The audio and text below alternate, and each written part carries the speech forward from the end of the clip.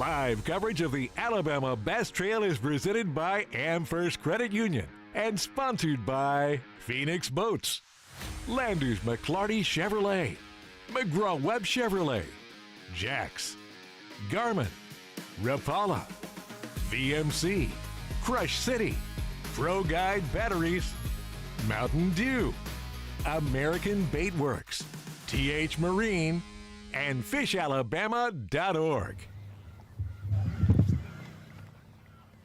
Good morning, friends and neighbors, and welcome to stop number one of the Alabama Bass Trail South Division down here on Lake Jordan. We got 225 boats ready to roll. They sold this thing out in 30 minutes back in August of last year, ready to fish for $15,000 first place, but we're going to give out over $60,000 today here on the Coosa River. We're going to start this morning just like we do every morning with the Alabama Bass Trail here, presented by Phoenix Boats, by honoring this great nation with the playing of our national anthem.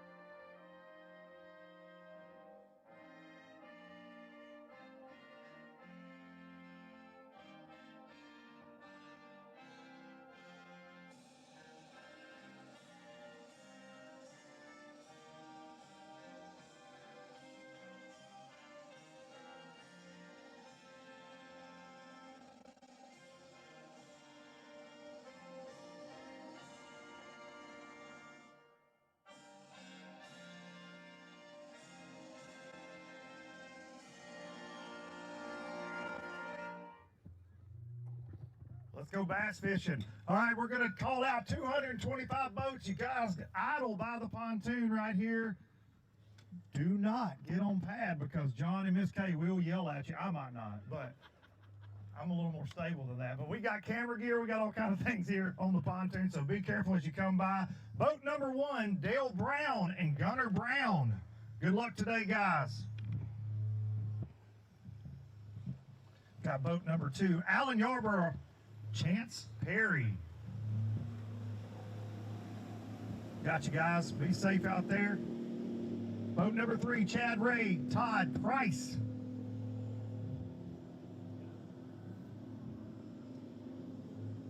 Boat number four, Amanda Williams and Bucky Williams. Shout out to Bucky. Boat number five, Tim Taylor and Philip Morris. Boat number six, we have Eric Staggs and Tyler Caton.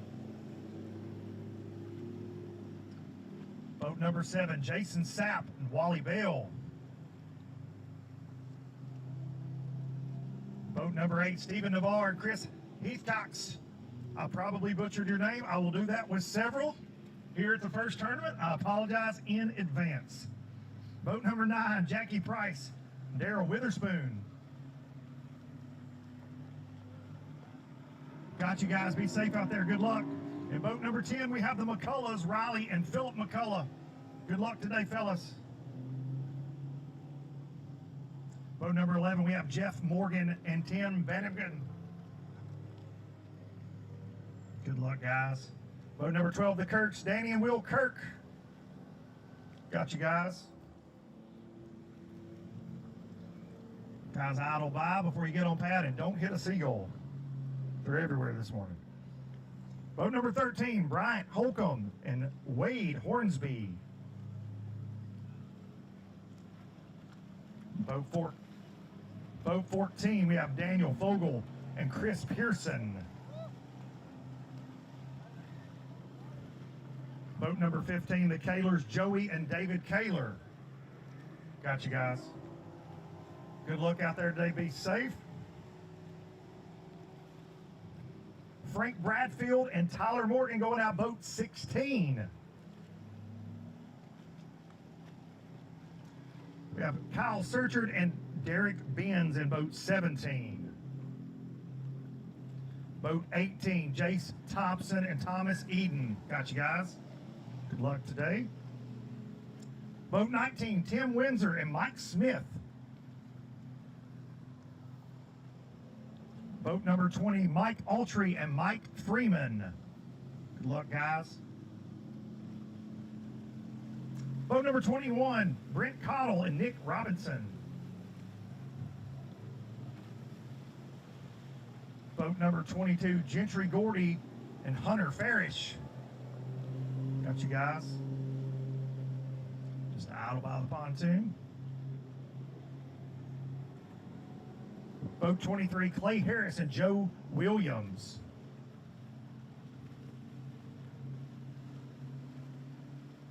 Boat number 24, your Alabama Bass Trail North Division Angler of the Year team, John Kellett and Zeke Gossett back last year, 2023. Zeke caught some in the Snow Bowl up at Logan Martin a couple weeks ago as well. Boat number 25, Xavier McKinney and Lonnie Vincent. Boat number 26, Scott Parkinson and Brian Stewart. Got you guys.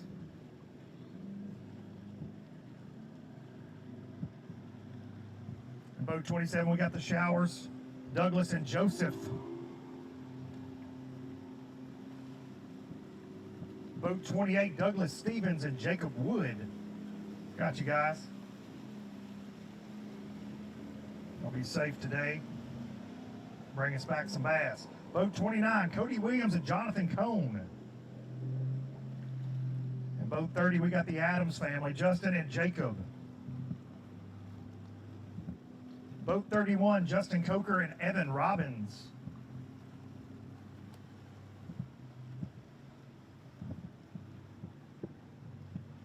Boat 32, Mike Freeman and Zach Freeman. Boat 33, Chris Hutcherson and BJ Marvetts. Boat 34, Mark LaPlante, Tim Knowles. Got you guys. Boat 35, Leonard McGuire and Maurice Smith. Boat 36, James Perkins and Melody Perkins. Good luck to y'all. Boat 37, Dean Robinson and Joel Hughes.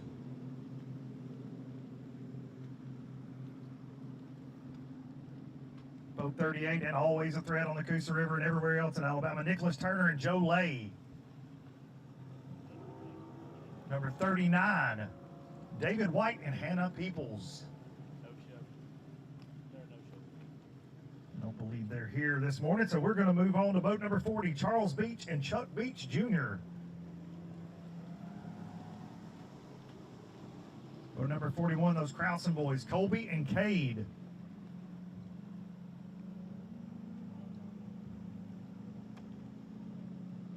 Boat 42, Jacob George and Ryan Sweeney.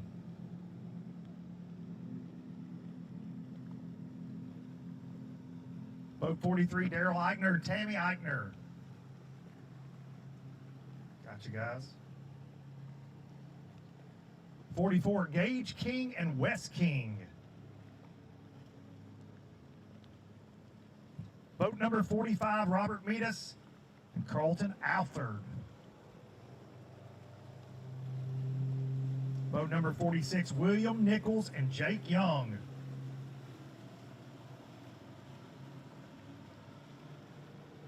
Boat 47, Adam Ryder and Brad Trotter.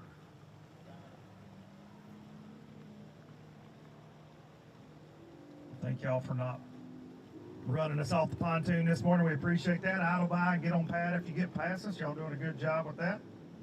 Boat 48, Travis Stuck and Todd Sims. Boat number 49, Chris Walton and Jace Garrett. Boat number 50, Jeremy Britton and Matt Young. Got you guys. Thank y'all. Be safe. Boat 51, Danny Kofer and Kevin Kofer. Good luck to y'all today.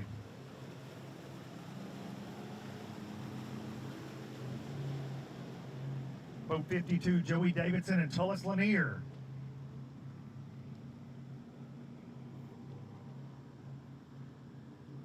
Boat number 53, Jay Grogan and Ryan Ingram. Good luck today, guys. Boat number 54, Walter Lawrence and James White.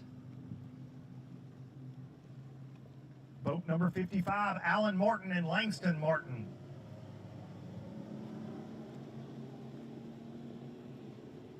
Boat 56, we've got John Pollard and Tim Watkins. Got you guys. Boat 57, Ken Sessions and Greg Sessions. Boat number 58, Kenny Smith and R.J. Thompson.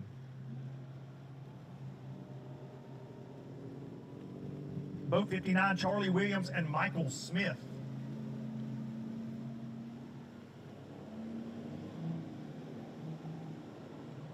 Boat number 60, Jim Beavers and Michael Wright. Boat 61, we have Daryl Crenshaw and Billy Adamson. Got you guys. Boat 62, Cody Farr and Hunter Billingsley. Got you, boys. Be safe out there today. Catch them up. Boat 63, Scotty Holly and Brian Pike. See you guys back there.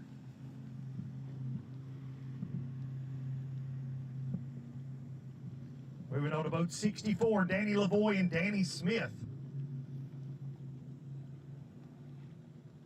Team Danny. That's what y'all are from now on. 65, Mike McCullers, Slade McCullers.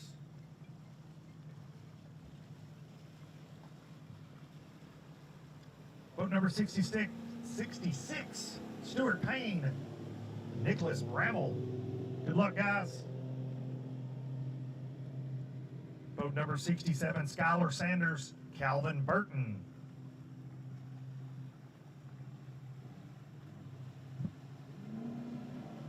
Boat number 67, Skylar, 68, sorry. Shane Thompson, Brent Shiver. Got ahead of myself, it's okay. Number 69, Jimmy Wood and Ken Jones.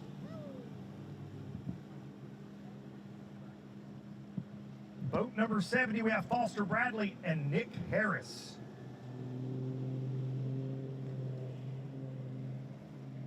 Boat number 71, John Burt and Charles Davis. Got you guys. Good luck today. Boat 72, Trevor Elliott and Bo Washam.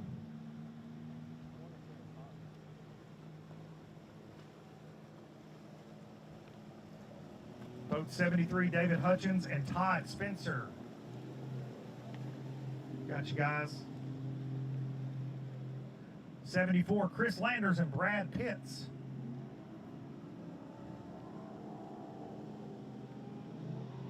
In boat number 75, the McMichaels, Edgar and Dale. Got you guys.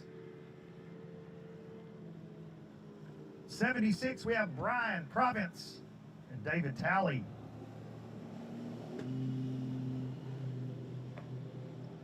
Boat number 77, Stephen Rogers and Jacob Rogers.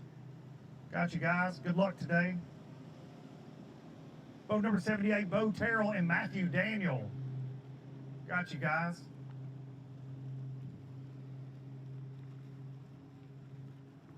Boat number 79, Timothy Watson Sr. and Jr. Got you guys. Be safe out there. Boat number 80, we have Lee Boyd and John Sankville.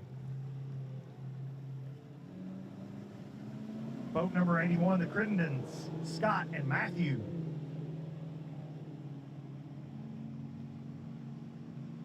Boat number 82, Bob Croxton and Mark Compton.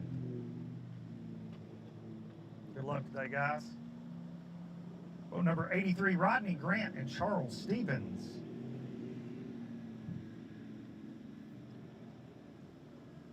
Boat number 84, Josh Law and Chad Law. Got you guys. Again, idle by the pontoon. We appreciate y'all this morning. Getting on pad after you get past us. 85, the Millers, Connor Miller and Caleb Miller.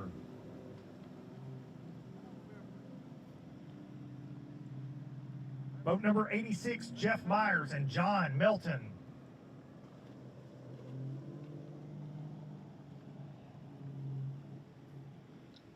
Boat number 87, Chad Schroeder and Chase Schroeder. Boat number 88, Jason Tomlin and Justin Foster. Got you guys. Boat number 89, Adam Waits and Turner Carlisle. See you there, guys. Good luck. Be safe today. Boat number 90, Ashley Brasher and Kyle Tigner. Got you guys. Boat number 91, Curtis Coleman and Kent McNaughton.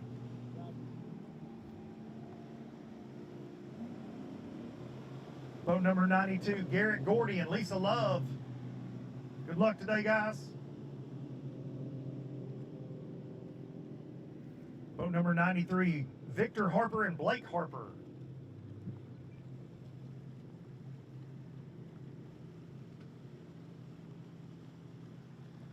Boat number 94, CJ Knight and Anthony Goggins. Good luck today, boys. Boat 95, David Mims and Chris Masters.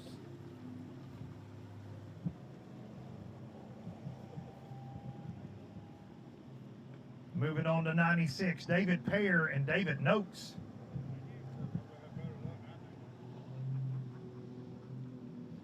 Boat number 97, Brandon Rufo and Marshall Rufo. And I hope I said that right. If I didn't, I get it right? Holy cow. I'm one for about 20 this morning. Boat number 98, Quilly Trott, Neil Davis. Boat number 99, James White and Eugene Davis.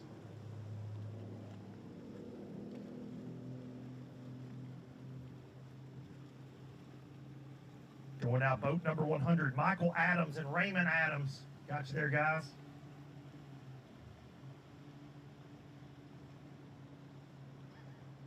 Boat 101, David Crawford and Rob Sandlin.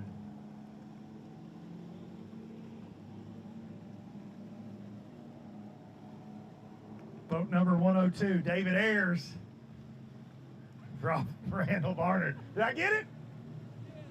Daggum. Hey, I'm 50-50. It's okay. He told me at the gas station this morning.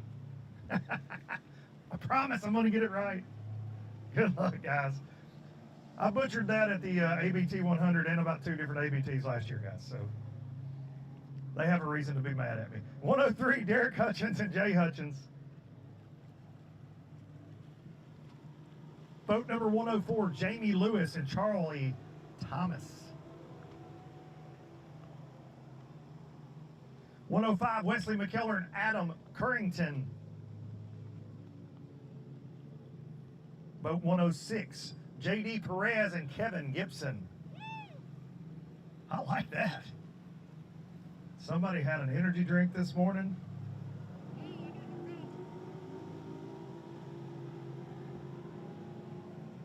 Boat 107, Sammy Reynolds and James Ward.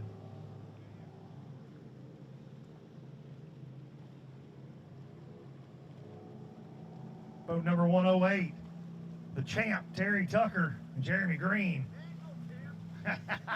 They said you ain't no champ, Terry Tucker. You gonna take that? He's got his hater blockers on, that's what he said. Terry Tucker, Jeremy Green. 109, Jason Wyndham and Kevin Peel. I like a little bit of smack talk in the morning. 110, Brent Benton and Dwayne Keel. Got you guys. Boat number 111, Daniel Carlisle and Jared Hubbard.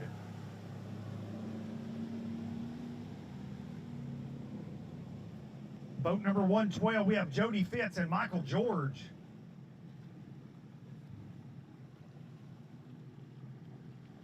Boat 113, Jeffrey Haskins and Mike Chambers. Got you guys. Boat 114, Robbie Lee and Tad Crowley. Got you guys. Boat 115, Matt McKenzie and Brandon Black. Boat 116, we have Tim Peake and Byron Smith.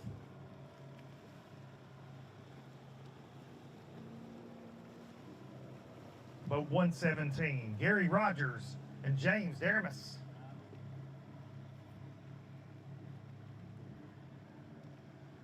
Boat 118, we have Brian Stifler and Ben Black. Brian flying solo today. Good luck today, sir. Fresh off a top 10 at the ABT 100 in the Snow Bowl, Logan Martin. Boat number 119, Larry Walters and Shane Patterson. Boat 120, Greg Bearden and David Connor. Boat 121, David Cooper and Chris Strickland. Good luck today. 122, we have Marty Giddens and Kim Giddens. Got you guys.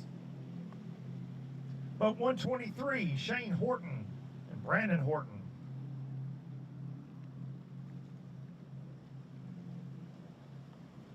Boat number 124, we have some Angler of the Year champs and two names you hear a lot all over the Alabama Bass Trail, Rob Lee and Steve Winslet. Good luck, guys. Boat number 125, Keith Mayfield and Daryl Adams. Boat 126, Harry Parkerson and Jason Turner. Boat 127, Troy Richardson and Stephen Davis. Got you guys. Be safe today. 128, we have Terry Stevens and Gabe Aldridge. Gotcha. And a double peace sign, that means it's fixing to go down, I feel like. Good luck. Boat 129, Jonathan Weathers and Tim Partridge. Is that a decent pace? Yeah. Okay, I didn't. No, that's perfect. We're 225, it's just a little bit. 130, we have Austin Archer and Charles Estes.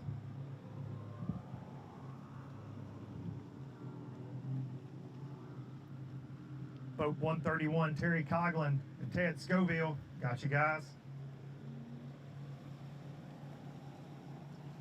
132, we have Larry Franks Jr. and Sr. Good luck to y'all. Be sure to idle by us on the pontoon here before you get on pad. We greatly appreciate that. John doesn't want to have to arm wrestle anybody this morning. He arm wrestled Darian a little earlier and he's tired from that. Boat number 133, Mitchell Hall and Ray Mitchell. That's what I get for making jokes. Boat 134, Blake Johnson, Lance Bearden. Boat 135, Trinity Mealer and Max Haygood. Boat 136, we have Shane Powell and Tim Fox.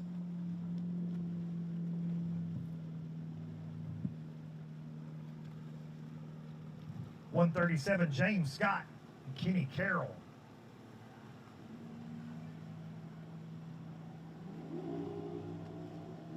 Boat 138, David Sneed and Clint Carter. Boat 139, John Thomas, your last name is cut off, and Justin Duke. On my sheet here, John Thomas. We'll go with JT and Justin Duke. How about that? For 139.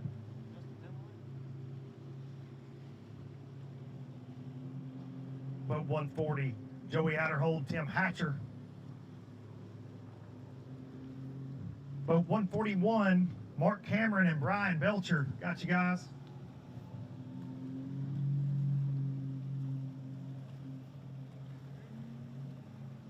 Boat 142, John Frank and Mark Womack. Got you guys. Good luck and be safe out there. Boat 143, Mike Hearn and Sugar Walker. Sugar brought me donuts this morning. Sugar, did you bring donuts to some of the ABT crew? I didn't get any of those, so good luck today. 144, Brian Jones and Barry Jones. She knew I didn't need them. Probably talked to my wife. Boat 145, Scott McDonald and Ty McDonald. Boat 146, Justin Nolly, Tommy Gunn.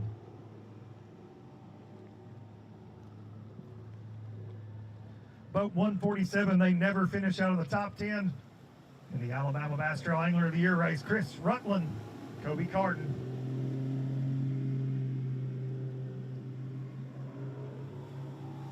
Boat 148, Kirk Thomas and Harold Wales. Boat 149, Ken Walters and Jason Beasley. Boat 150, J.J. Atwell and Steve Fultz. You guys. Boat 151, Corey Cole and Hayden Cole.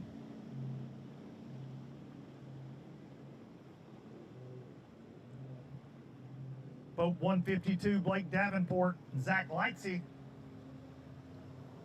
Got you guys. Be sure to idle bias before you get on pad.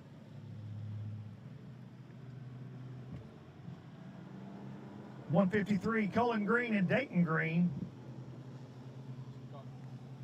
Boat 154, Chris Jackson and Mike DeRoche Jr. Boat 155, Lucas Lindsay and Brendan Holt. Boat 156, Waylon Mullis, Jeff Fansler. Boat 157, we have Russell Sapp and Logan Sims. Boat 158, Scotty Taylor and Shane Barker. Boat 159, Trey Wade, Bradley Parnell. Got you guys.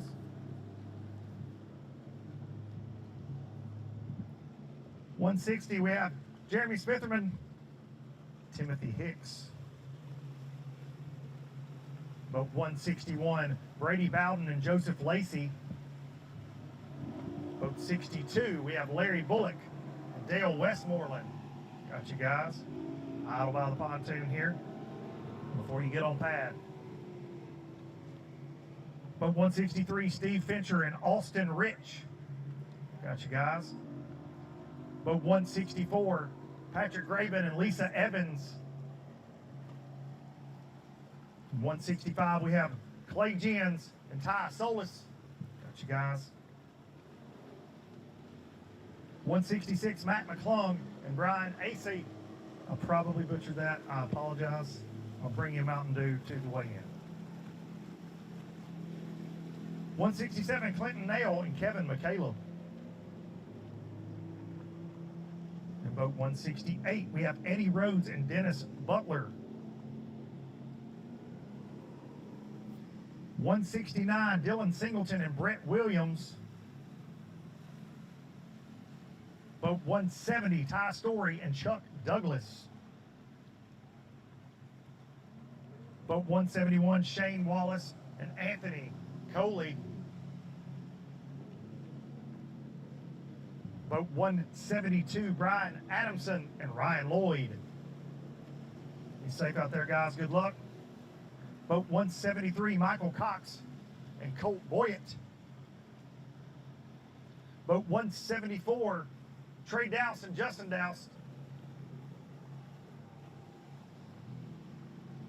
Team, y'all sweet tea, they said last night. Don't tell Darian. Boat 175, Matthew Hurst and Roy Hurst.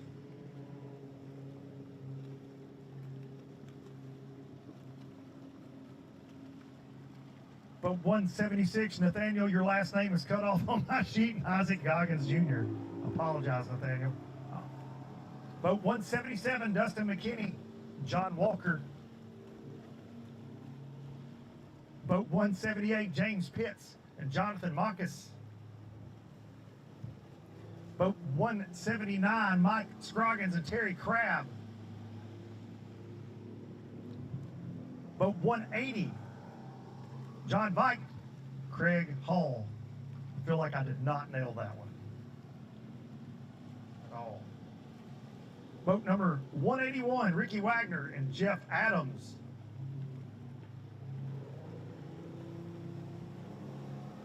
Boat 182, they came up just short of that ABT South Angler of the Year last year. Josh Chappell and Paul Davis. Good luck today, guys.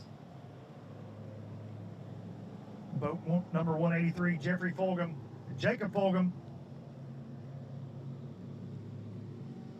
Boat 184, Zach Hester and Paul Hester.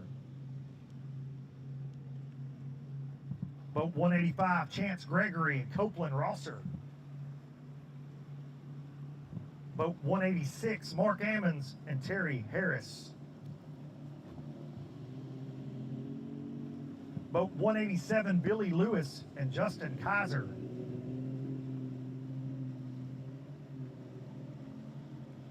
Boat 188, he got in trouble at the meeting twice. Mark McKegg and Tim Hurst. Just because we love him. Good luck today, guys. 189, Lynn Pritchard and Jackson Baker. In boat 190, we have the Sims crew, Jimmy and Jared. 191, Willie Thornton and Lewis Thornton.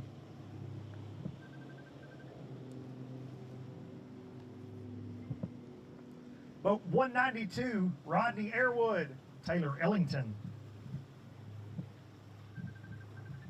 Boat 193, Garrett Carter and Gene Carter. Boat 194, Eric Farnham and Cameron Gibbons. Boat 195, Zach Harrison and Kristen Harrison. 196, Shane Kennan and Tina Kennan. Good luck today, guys. 197, Tyler Malone and Cade Law. 198, we have Luther Murphy and Jeremy Nobles. Boat 199, Tyler Smart and Andrew Maddox. Now we go to boat 200. The last 25 of y'all wake up back there. You've been napping. Eric Summers and Robbie Pelt going out boat 200. Boat 201, Charles Bailey III and Keith Lashley. Boat 202, winners out up on Lay Lake last year. Lanier Burton and Kelly J. Also top 10 in that AOY race. Always lurking around. Boat number 203, Kevin Allman and Brandon Sutton.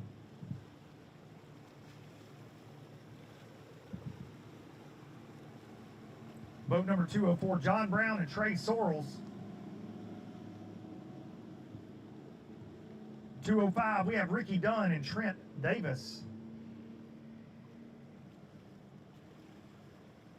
206, we have Brett Harp and Ricky Hart. Good luck, guys. 207, Jeff Cannon and Marty Colley. Got you, guys. Good luck today. Boat number 208, Andrew Hall and Michael Allen. 209, we have John King and Chris Gregory.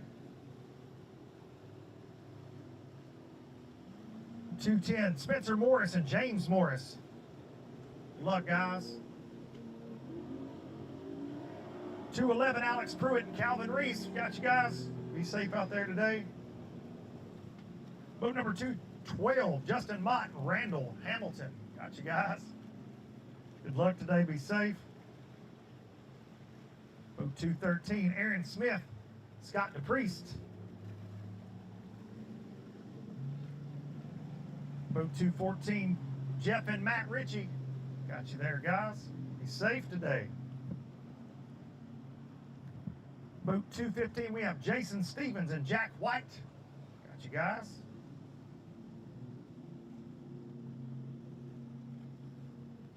Boat 216, Michael Bryant and Mike Garrett.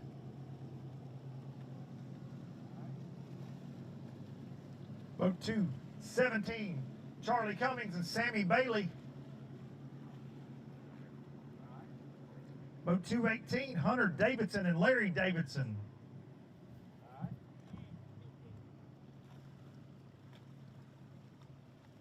Boat number 219, the Godwins, winners here just a couple years ago. Noah and Cole and Jason Duran in close pursuit to bring you that ABT live coverage presented by Amherst. Boat 220, Dan Graham and Richard Chavez.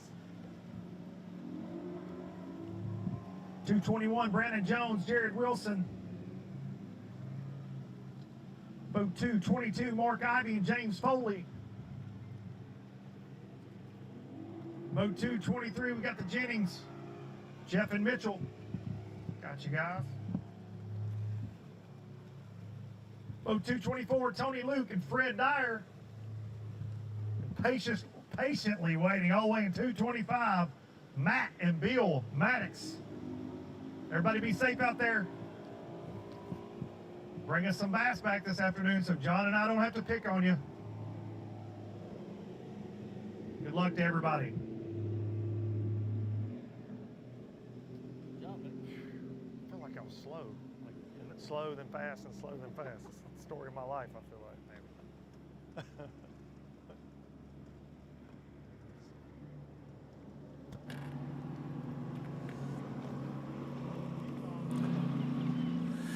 Well, we are the very first stop of the ABT South on Lake Jordan, and we started in the new lake. There has been a ton of boats in here, so we got here before blastoff even started and expected to see a bunch of boats, and then that happened. So kind of odd was a few boats came in here very first thing, maybe 5 or 6 boats, and we were all joking in the boat saying we expected a lot more people to come in here. For whatever reason, after boat 100-ish, they started piling in here. So I don't know if there's strategy in that where if you had an early boat number, maybe they wanted to go up towards the dam or they wanted to go fish some certain grass stretches. I don't know. That's going to be interesting to see how that plays out. But a lot of people in here now, they're all kind of down the middle of this new lake. I guess there's deeper water. I would imagine some live scoping going on out there. So we'll get to talk to some of those guys in a little bit. But listen, if for all of you who watched the last event, which was the 100 event on Logan Martin, much warmer today. Feels much better. I guess it's in the 60s. I can feel my hands. We're not having to be bundled up with gloves. So I'm a lot happier, I'll be honest with that. But the first boat that pulled into the new lake, we're gonna troll up to them. I haven't even spoken with them yet, but we have been watching these guys. It looks like they're spot locked on the same spot all morning, and they've just been firing in the same exact spot. So we wanted to start on these guys because they were the first people in the new lake. They got any spot, you know, they could pick wherever they wanted to start at. And so we'll see what these guys are up to.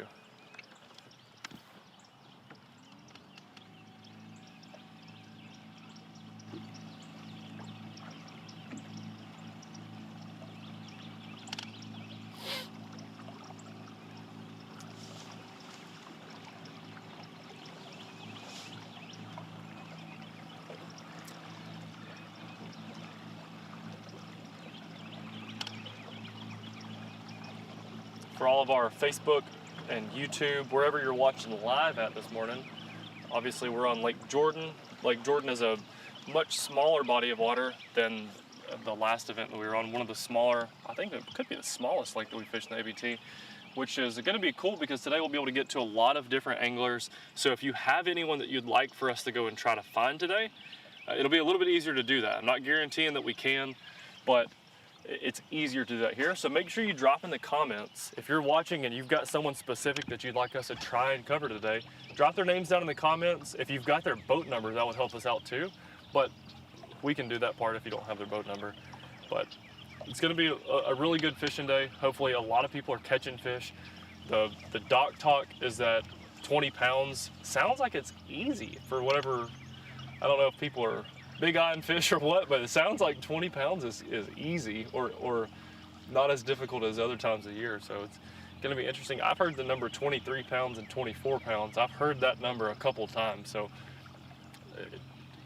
from what I'm hearing, it's looking like it's gonna be a pretty big weight. And I wanna point out one more thing before we even get to these guys. I've got this trolling motor on what appears to be about 1,000. and I can't keep up with the current. You can look at the back of these guys' engine. You can see there's current moving through here first thing this morning. This is about average flow that's going to move through. So our boat captain or driver is saying this is about the average flow that's going to come through. So these guys are just sitting on a seam, on a current seam. You can see they're sitting in the current, but you can see right off the edge of their engine, you can see the current flowing off the back of it. So going to get in a little closer to these guys and spend a little time talking to them. But I did notice that where we were sitting at earlier, we were out of the current, and this was not the case, but certainly it's ripping here through the middle.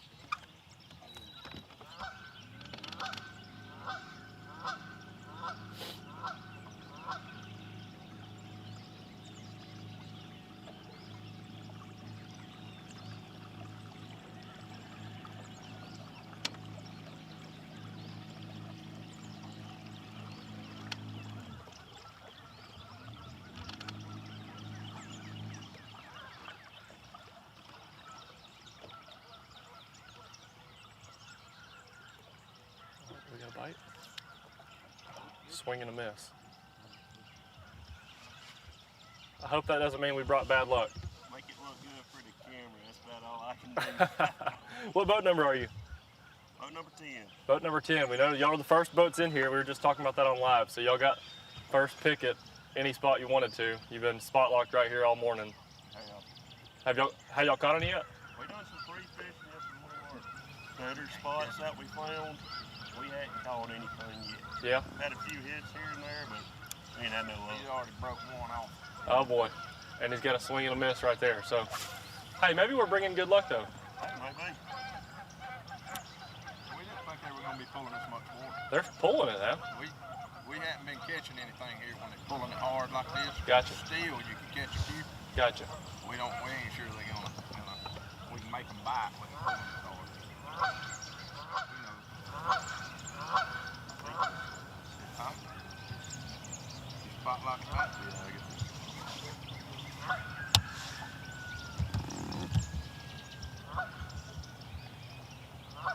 Seen a lot of boats coming in here this morning. It seems to be a hot spot. Yep. They must be biting down yonder. Man, they must have been 30 boats already. Yeah, we were sitting right across the pocket over here first thing when y'all pulled up. So we saw all that too, but we figured y'all got the first pick, so y'all got the best spot. What we think, yeah. That's right. I watch the videos sometimes, or I follow the weigh-ins over the years. Yeah. Usually one in New Lake. Yep. Or at the dam. Yep. I said, we going to one of them two. Maybe even both. Yep. So, wound up in here first, but we'll probably be at the dam by lunch. That's right. Unless something happens here drastic, and it doesn't look like it's going to happen for us today.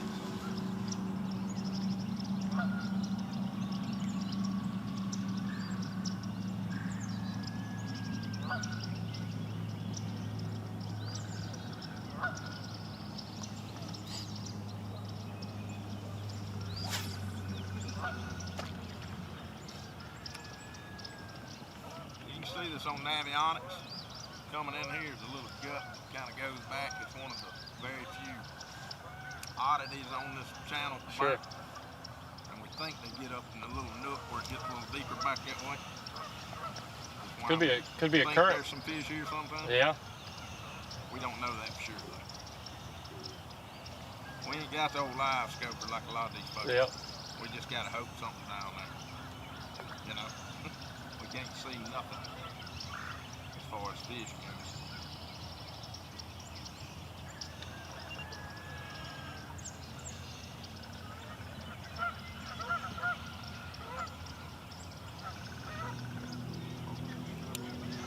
Well, I'm doing a whole lot of stuff just to get me any answers.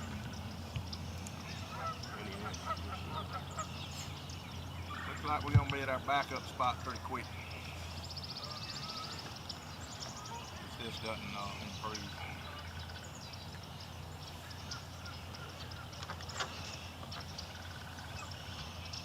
Those guys got a net out. These guys just caught one.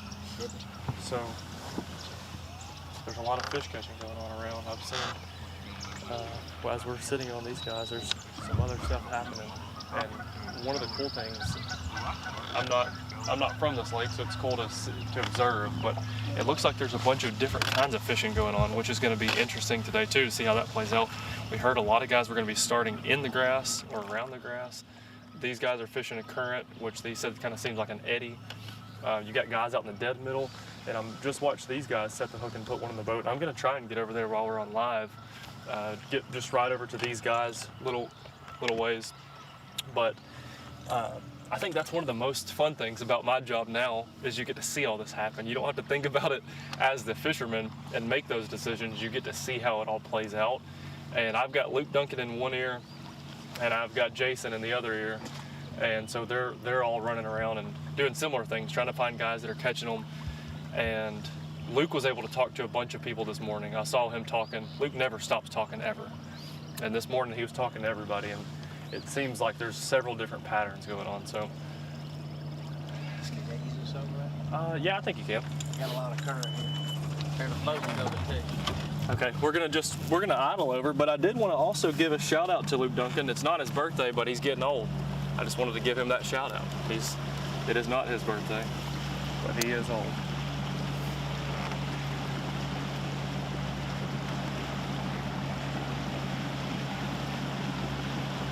We've got another boat pulling in. There's boats lined to this canal. This is coming into the new lake. Boats lining the canal. These guys were just fishing and now they're running. A lot going on in the new lake this morning.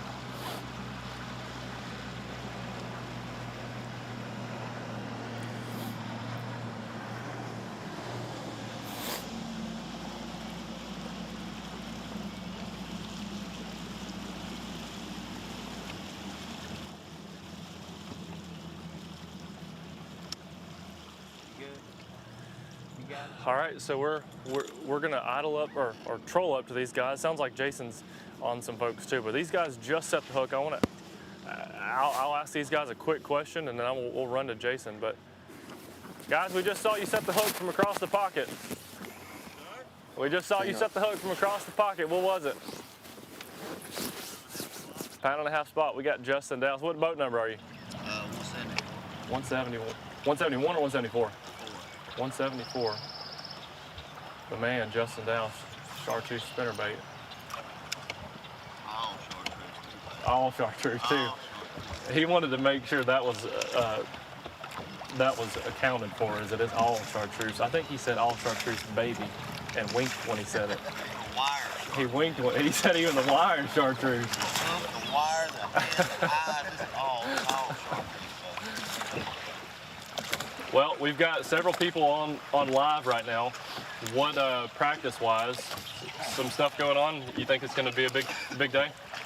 No, including that's the first two fish we caught in 2 days. I don't guess it. We're going to see. Well, maybe you catch them in the tournament, not practice. I caught him. I hooked him in the head with crankbait. This morning? Yes. Yesterday, got hooked in the head. Partner got hooked in the head with the crankbait. Well, I've got, we're going to stick around and just watch some fishing. We'll have you guys on camera, but it sounds like Jason's got some fish on. So, Jason, I'm throwing it right over to you right now.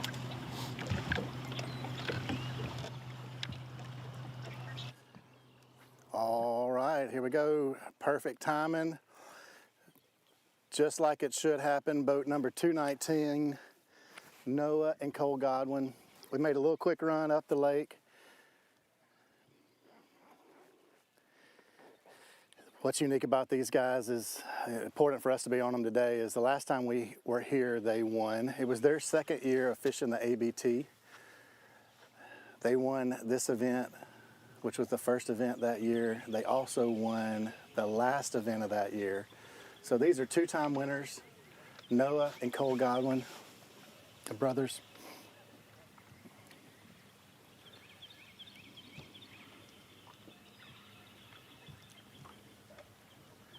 Got one in the box, about to be in the box. So we just got up here and just got started fishing. We kind of stayed back away from them a little bit because they're kind of moving around trying to catch some active fish, and obviously got their head down looking at the graph with them. Gonna weigh this so they'll know exactly their weight at the end of the day.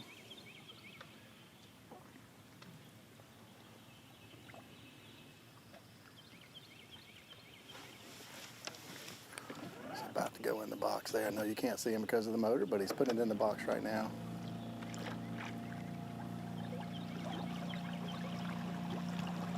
You'll hear us say this throughout the day. Guys may not catch numbers today, but they're looking for 4-pounders. And a lot of times in practice here, guys really don't get on them really hard. Especially this time of year, you're not going to catch a lot of fish, but the ones you do catch have what they've been reporting is 4-pounders. And last time Noah and Cole were here, they caught a bunch of fish during the day, but it was a little bit later in the year, a little bit different pattern than we've got today.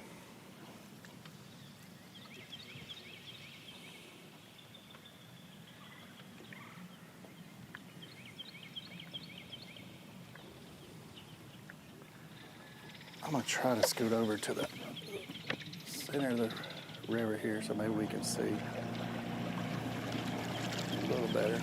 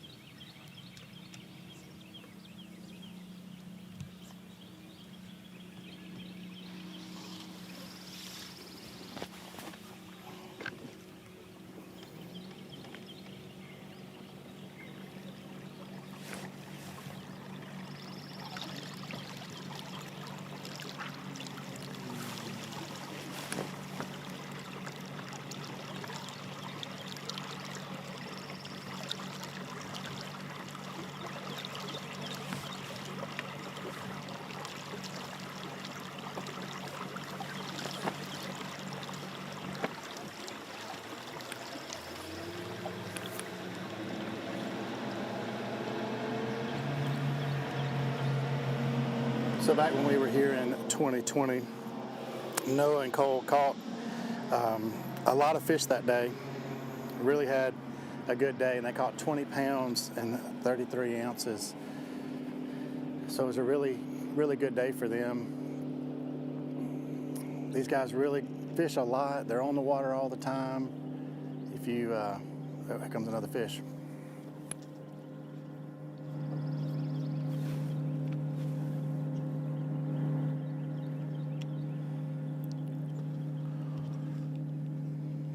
Good size one, another good one.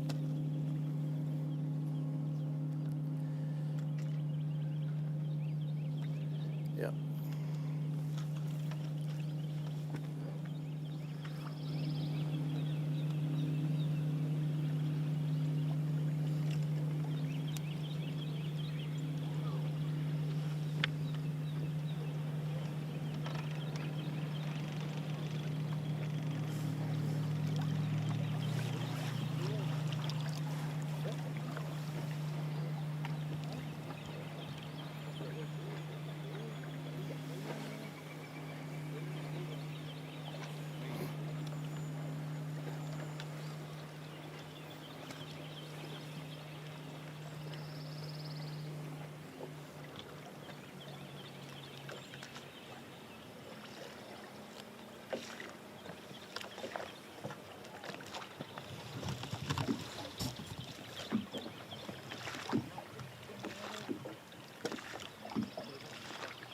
$182. right, so we have made our way a little bit down further into the new lake and kind of out in the dead middle. I'm not looking at graphs, so I don't know what we got below me, but I do know that there's several boats and they're kind of in a straight line, so I would imagine there's some sort of ditch that runs long ways here. I don't know if it's a creek channel, the main creek channel that goes through. I would imagine they're fishing the high spot just from one side, the way that everybody's kind of lined up down the same type of ledge, but we'll get that pulled up in a little bit and we can do a little analysis. But just had a swing in him. I don't know if he didn't swing and miss. Another one, fish on. Right on the boat. Second one he's caught in a row. That's a little. But these guys have caught two, and it's basically about 2 casts. So we'll get a little closer to them. Got a fish on. Little short one.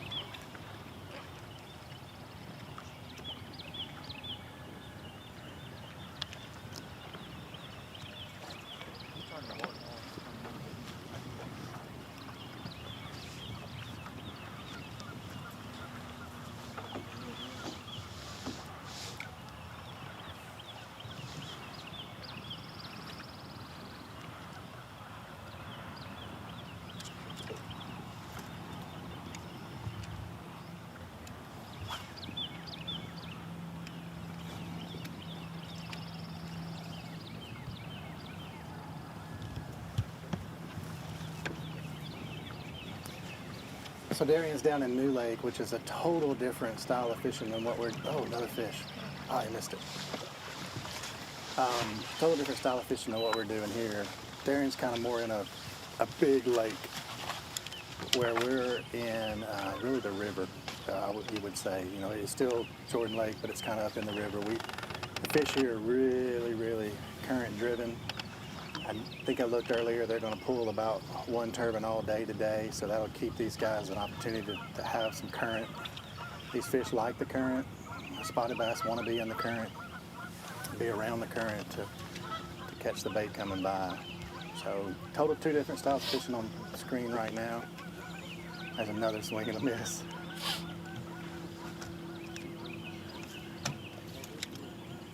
Watching these guys work is fun because you can see they both were, at that time, just a minute ago, both throwing separate baits. You know, the 1-2 punch kind of going here. Oh, fish on. Oh, came off again.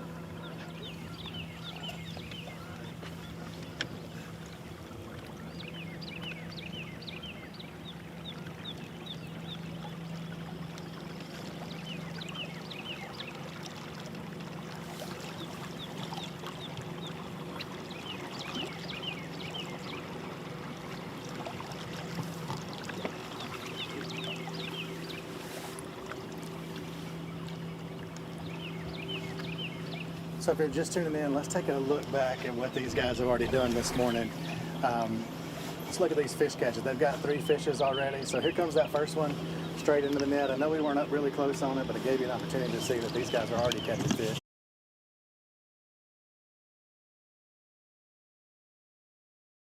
First one goes in, here into the boat. So got that one in the box. So that's 2 in the box now. And let's slide on into the number 3. So bringing that one in really, really good here.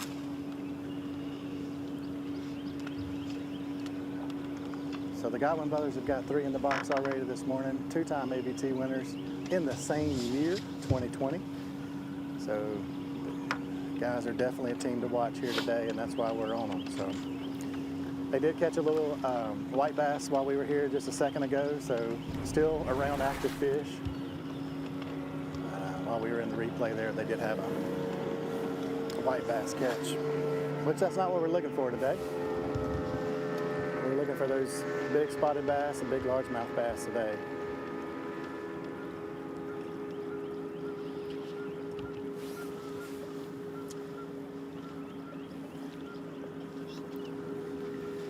Jason, earlier you just mentioned about them having a one-two punch with different baits going on, and I think that's one thing that I find interesting in the ABT that I've seen, and it's that we're actually looking at it right now. Both boats that we fished or that we've been on this morning, same thing. One guy's throwing something, and it could be a little different or totally different.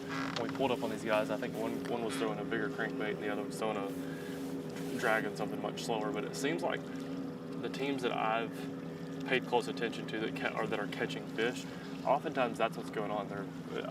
I don't know if it's just to have a change of pace or give the fish constantly, give them something different to look at, but you see that a lot where there's different baits are being used so at the same often time. These guys have switched, and it looks like they might be doing the same exact thing now, but interesting to see that. I think the teams in the ABT that do really, really well, that's often what you see happening is the guy in the front maybe fishing a little faster and the guy in the back dragging something a little bit slower behind him. I don't know if that's a cleanup method or what, but apparently it works because, like you said, you're on a team that knows what they're doing in team tournaments, and these guys that we're on have caught 4 or 5 fish since we've been on them this morning, and they're doing the same thing. So, so interesting often, strategies. Darren, you know, in fishing, we're usually fishing against the guy in the back of the boat, or he's fishing against all the other guys in the back of the boat.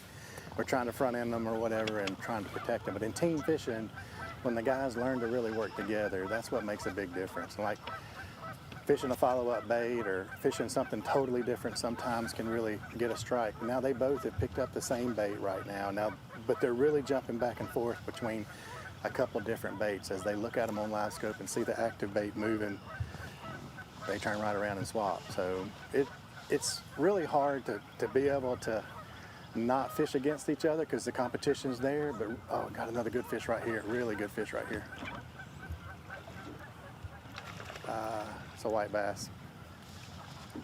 I think it's a white bass. Let's see. Looked like it was. No, that's another one. That's another good one.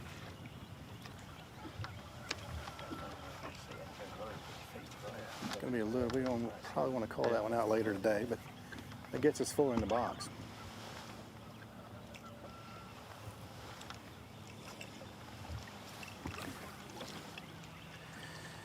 I'll just say this, if you're watching at home and you're seeing some good fish catching right here, the cool thing to do is jump down there and share this live with all your buddies because they are missing out today.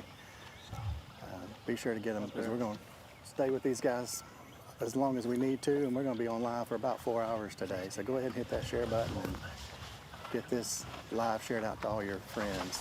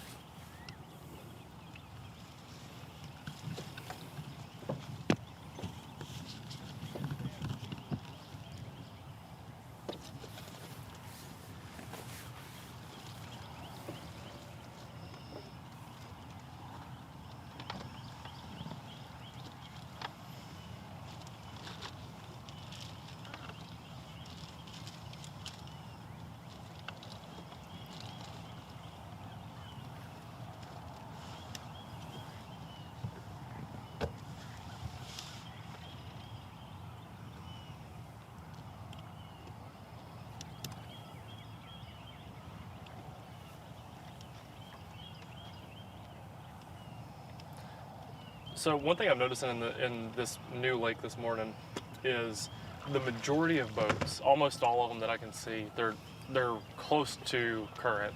I don't see a bunch of guys back in this lake or back in the back of the pockets, or as far as I can see, everyone's a cast off of the bank, or whether it's a point, or especially with these guys out in the middle, obviously fishing current. But there's a lot of current moving through this lake, or through this new lake now, and through the canal. And the first guys that we started on, obviously they were spot fishing, said that that's what they were targeting. The next guys that we went over to said they were targeting spots. These guys caught 3 or 4 spots while we were on them, and now they're taking off. But interesting to see that this morning. I'm going to be curious to see, because we're hearing a lot about big fish being caught in the grass. I know that's a little bit of a current thing too, but it's going to be cool to see the rest of the morning how this shakes up. I know Jason's got a lot of fish catching going on. Luke Duncan, I hear, is in my ear.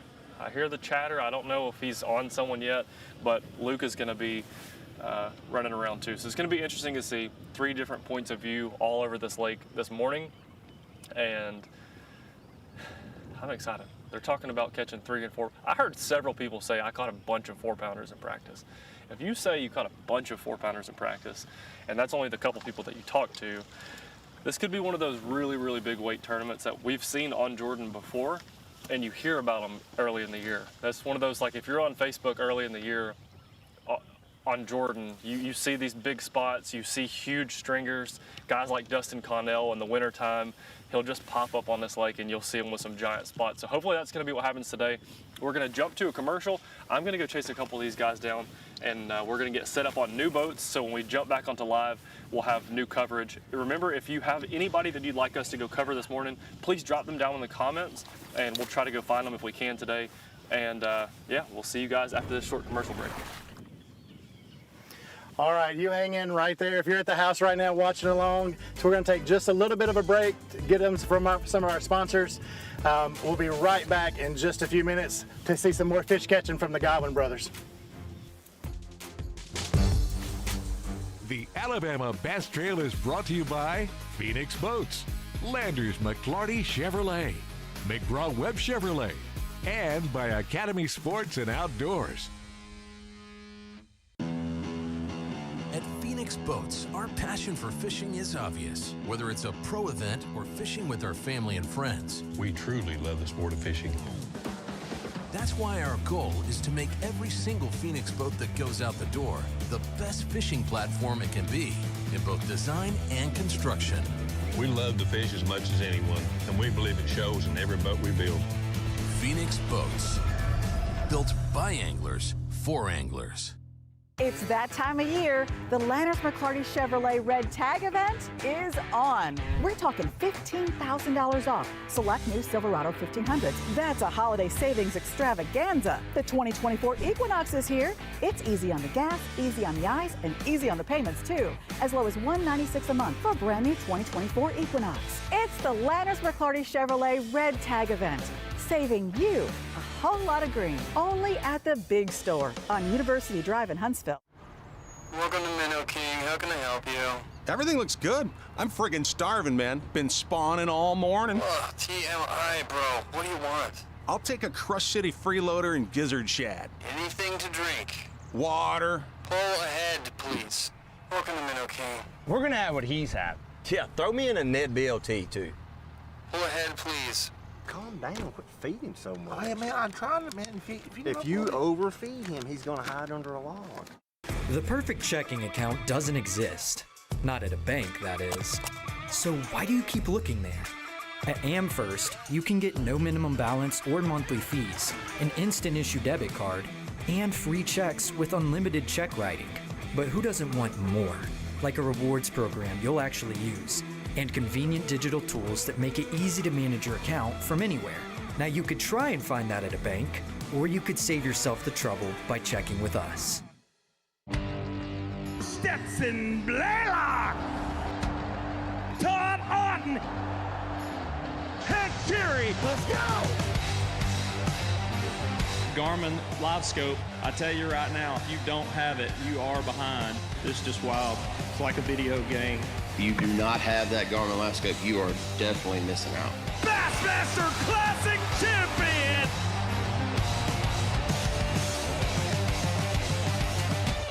Jack's Chicken Fingers. Fresh, never frozen, hand-breaded chicken. Made the Southern way. Every day at Jack's. Jack's famous crinkle cut fries. Hot, crispy, and delicious. They're the perfect side to any meal at Jack's. Jack's Chocolate Chunk Cookie. Warm, delicious, and... hold on a sec. What about all three for just $6? Yeah, that's better. Jack's 3-piece chicken fingers with handmade dipping sauces, fries, and a cookie for just $6. They're even better together. Welcome back to the Alabama Bass Trail South Division, live here at beautiful Lake Jordan. 225 teams hit the water this morning. Everybody was in the water early, and we asked Jason to chase Noah and Cole Godwin. I was doing a little research on them. These guys won here in 2020. They finished second in our championship here in 2022. They've got a second place at Lake Eufaula. These guys catch them, and that's what we've seen today. Talk about it, Jason. You just saw them put number 5 in the boat. Let's talk about it. Yeah, I talked to these guys earlier this week, and we did the feature story on them, and you know, it really was not a good practice for them until later on in the week. And they talked to them again this morning. They said, hey, we're starting to catch them. So I think the current's really playing into their favor today with one generator running all day. The weather, you know, it's like overcast morning right now. We've had some rain, got a little stain water. These guys are out here on the main river just kind of scoping around. They're just moving back and forth. And we caught up with them, and they have 1370 right now. So they got 2 4-pounders and 3 smaller fish. So while we were at break, they caught the 5th one. So they got 5 in the box right now. So it's really awesome to see these guys be able to catch some fish. Ms. Kay, I told you when we left this morning, I said I think we're going to see some good fish catches today. And these guys right here have definitely not let us down. No. You know, Noah and Cole, that's one thing we say about them anytime we talk about them on the podcast or in the TV show is I don't know of anybody who puts more time in on the water than these guys. They are from Mitchell to Jordan to Lay. They certainly put their time in on the water, and it shows. You're always seeing them with a big fat floppy check saying that they've won a tournament. So I know that they have lots of fans out on live watching today. We're seeing them share the live. We're also seeing them comment on our live. So Noah and Cole Godwin got their first win in 2022. They bookended the year with a win on Lay. And they've won quite a bit of money on the Alabama Bass Trail. It's fun to watch them fish with us. This is one of our, brother doubles as brothers and teammates. So I think we're going to stay with them for a little while. I know Luke is in the vicinity of our several-time Angler of the Years, Chris Rutland, Kobe Carden. We're going to try to get with him in a minute. But let's get there and watch some more fishing. People don't want to see me inside this studio. They want to see that fishing out there. So take it away, Jason. Yeah, so they're coming back at me here. I'm trying to stay out of their way, but I'm just going to stand still and let them cast all around me here because these fish will move around a lot on them, and they're scoping, trying to find the bigger ones. We've tried to stay back away from them as much as we can, but it looks like they've moved right up to the boat here.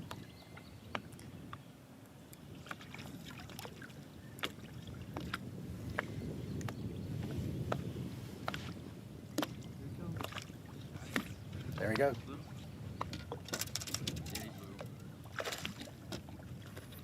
Got a little one there. So we got 3 little ones in the box and 2 4-pounders. So obviously at this point we need some 3s or 4s to upgrade a little bit.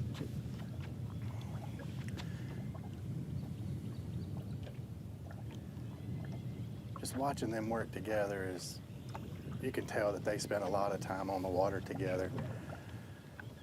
I know back when we first interviewed them for their win, that very first time they won here, their mom and dad both were here, and I talked to Mom a little bit, and she just said, we never have to worry about where they are because they're always on the water.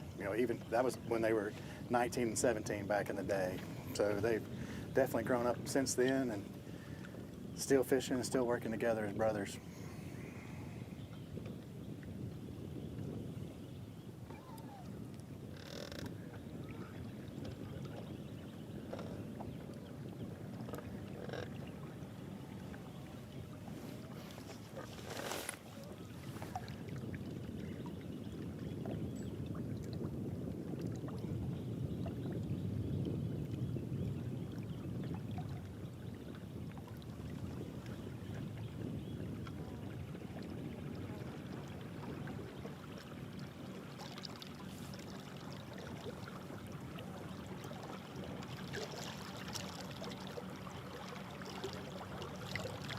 the scope, and you see that everywhere you see the head of that trolling motor move, if you're watching at home, there's a transducer on there, the Garmin lab scope, and as he scans left and now he's scanning right, that transducer can see out, and he's looking at the graph. And when he looks at the graph, he can see the fish live in front of him.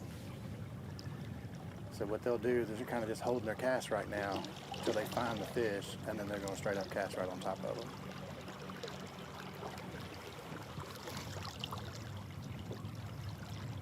And we've worked, I mean, probably 1,000 yards, 800 yards stretch right here already, and they have not turned around. They've just gone forward the whole time. We've been working our way towards the dam. We're still a good ways. We're probably in the mid-lake area, right out here in the main river.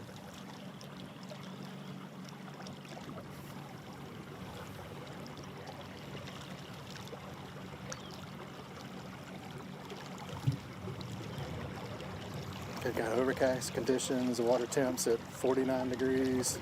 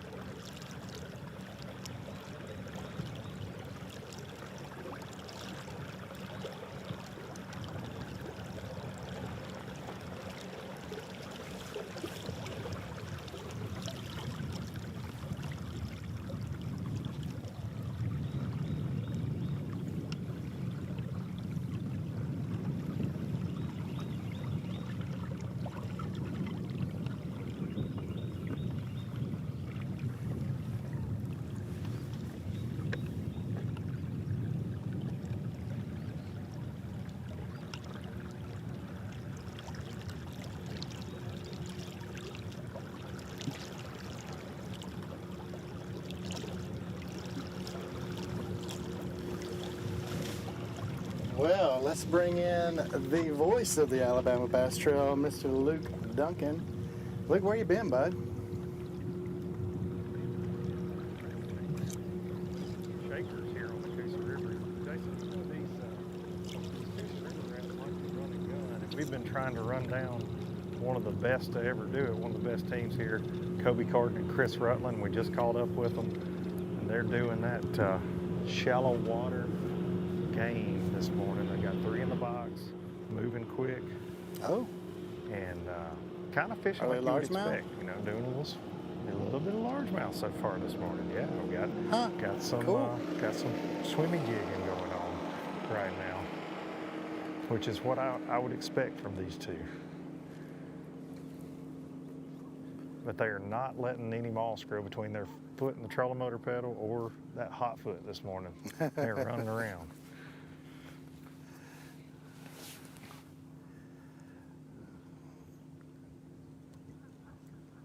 And I mean a fishy feeling day. You know what I'm talking about, Jason. You get these mornings like this, overcast, A little bit of humidity, early February. It just seems like good things can happen on a day like today when you're a bass fisherman. It sounds like good things Luke, I have know been we don't happening want to keep around you talking all about morning. You're where we were a couple weeks ago, but I mean, it is, I don't know, 57 degrees right now. Probably it feels like 100 compared to where we were just a couple weeks ago. I'm having the best day ever. Yeah. Listen, my beard's not frozen this morning.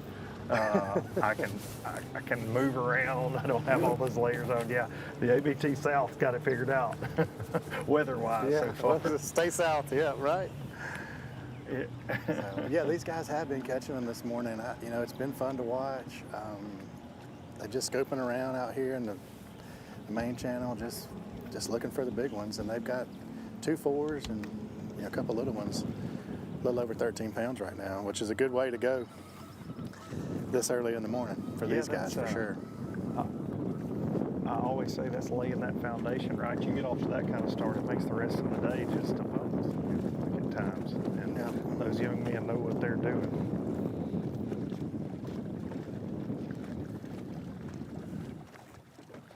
Look at them pointing.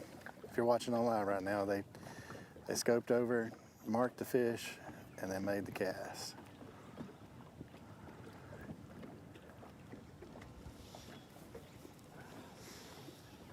Jason, how cool is it right now to be split screen? I feel like you've got the new generation versus the veterans now on ABT Live. I don't want to call them bank beaters, but you got the hammers. That's right. Oh, they mix. That's right. But doing what you would expect, I mean, this is. If I had pulled up on Chris and Kobe doing anything else, I think I'd have been disappointed this morning. And the same thing here. If you got these young guys that have been out here spending all their time on the water and learn their electronics and learn what it takes to catch them on using electronics, and they're doing it. They're not making a cast till they see the fish most of the time. It's amazing the level of efficiency that has done.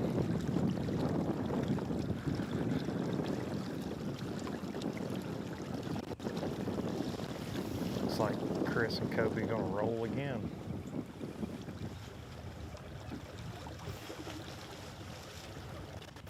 Oh, we're going to bring Darian in with us now. Darian? Yeah, see, Casserole Craig. That is. I'm thankful to be invited to the party again. We got three boxes going on, which is exciting. And Luke, I'm on the new lake, and we've got a bunch of different kind of things going on. But it looks like the live scopers out in the middle are doing the majority of the damage. We've pulled up on several different boats and seen a lot of fish catching going on. But while we've been covering one guy who was fishing a little bit deeper stump, there's like one stump and 25 foot he's throwing at. These guys back here caught 2 fish that we've seen, and they both look to be big. So we're trolling pretty quickly over to these guys, but a lot of live scoping going on down here.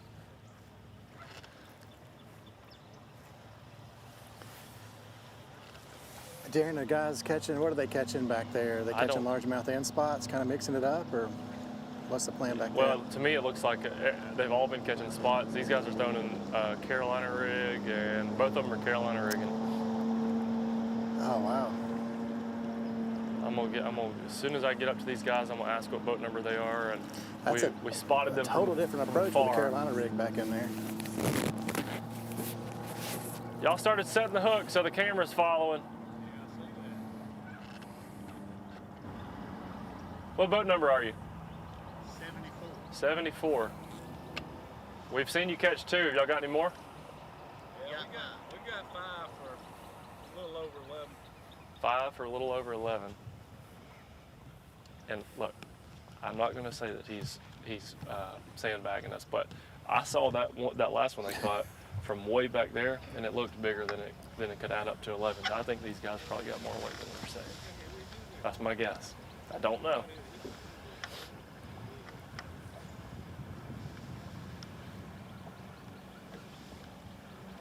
Got an ABT hoodie on in the back.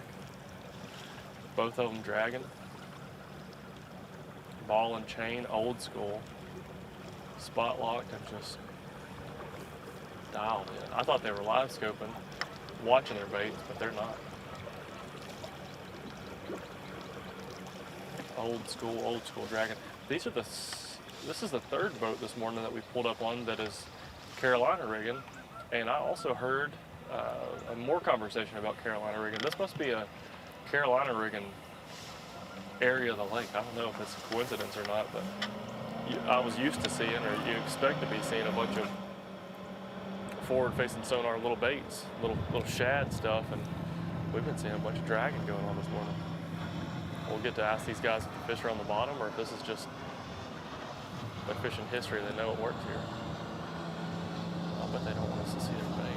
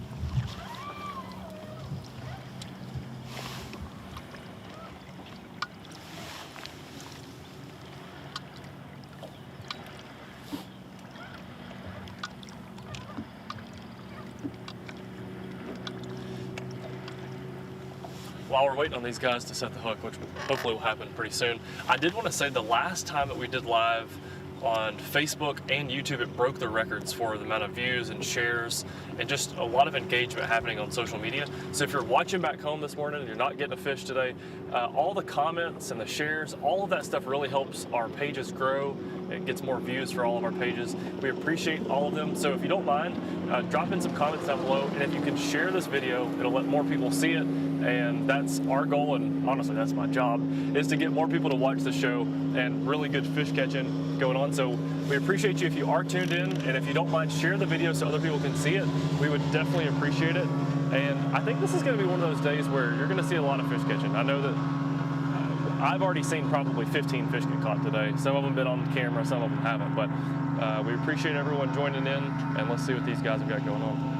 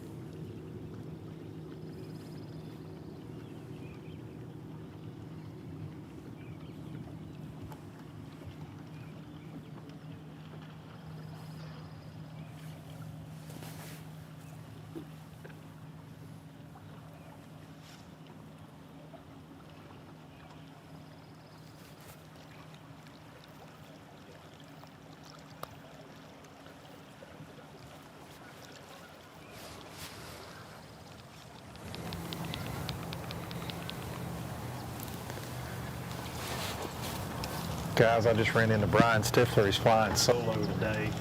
Got 3 in the box. And he's doing a little scoping, but swimming that jig. He said this weather's got it feeling like 1995. They ought to be eating that swim jig, he says. And You know, that's what I said earlier. I kind of feel the same way. It's that kind of day. Got a little rain starting to fall out here. He's been swimming that jig, and there's a lot of bait in this area that we were in. I can see him on live scope, and he said he saw a couple things he liked out off the bank too. So he's kind of mixing it up this morning. Luke, were you swimming a jig in 95? Buddy, I was close to swimming a jig in 95, yeah. I'm a lot older than you are. Castle. I did. This morning, I think you I've missed been it. I 12 gave you a years shout old, out. yeah. I said it's not Luke Duncan's birthday, but he is getting No, old. I did hear that. I did hear that, and I am carefully planning my response. I'll leave it that way. Well, when you mentioned 95, I was born in 94, so I was walking around in a diaper while you were swimming a jig. So you do have a couple of years on me. That's right. I do. That's why I'm a lot better fisherman than you'll ever be as well. It's just that vast gray in my beard, that vast amount of experience swimming the jig. I think I met Kobe Carden when I was in 95. That was the first time I ever met Kobe Carden and Chris Rutland when they took all me and my dad's money. I'm pretty sure.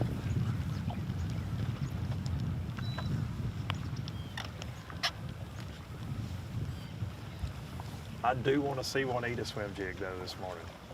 Darren, you fished with me a bunch. You know I love that. And somebody's going to get bit on it this morning at some point.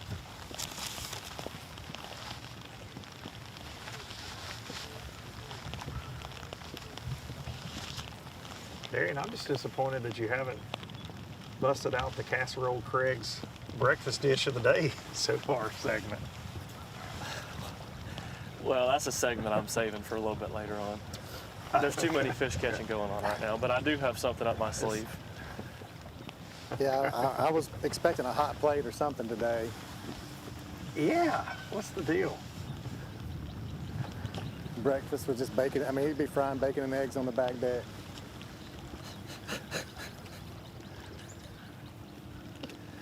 If you had his pontoon with him, that would be the case for sure. Right. I'm bringing the pontoon. Could we all three do live one day from the pontoon? And we just have three cameras on one pontoon boat, and we do it more of a podcast segment. Do it like a practice day, maybe.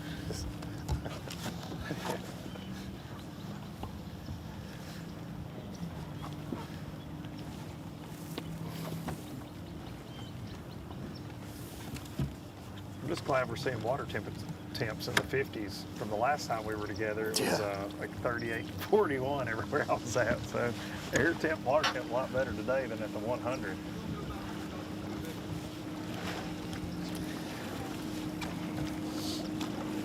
These guys are going to ease back down a little bit to where we caught them at this morning, so I might let you guys hang out in the 2-box for a second.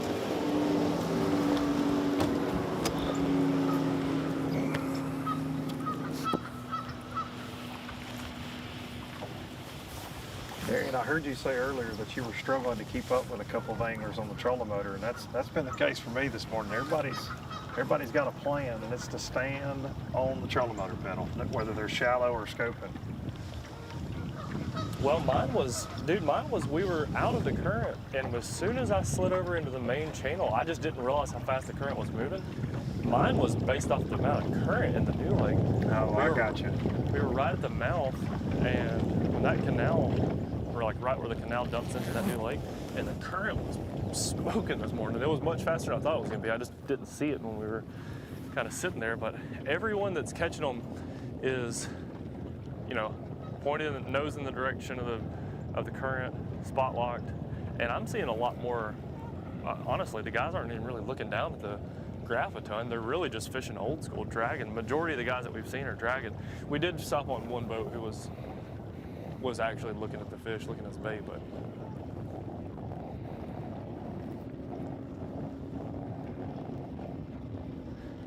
Luke, I saw you were talking to several different guys this morning. I heard a lot of 4-pounders getting caught. Is that what you heard? It's a mix. You know, you're always going to have some sandbagging going on for sure. I think there is about half and half, but yeah, there's some good ones getting caught, and I think the anticipation that with this weather, we're still, you know, we're in this warming trend. I think that some big ones are definitely going to get caught. Like I said, the anticipation was there for a lot of guys too. They're hoping these largemouth play, man, and you know how the Coosa is around this grass. That can certainly, they can flip a switch and start smashing that jig and smashing the chatterbait quick up here when they decide to. And a lot of that going on in the area we're in. There's certainly folks trying to pull them out of this grass.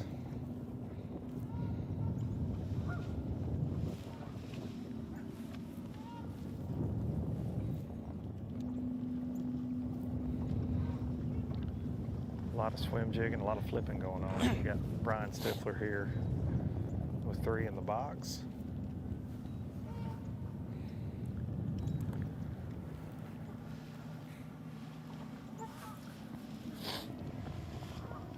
He's boat number 118, fishing solo this morning.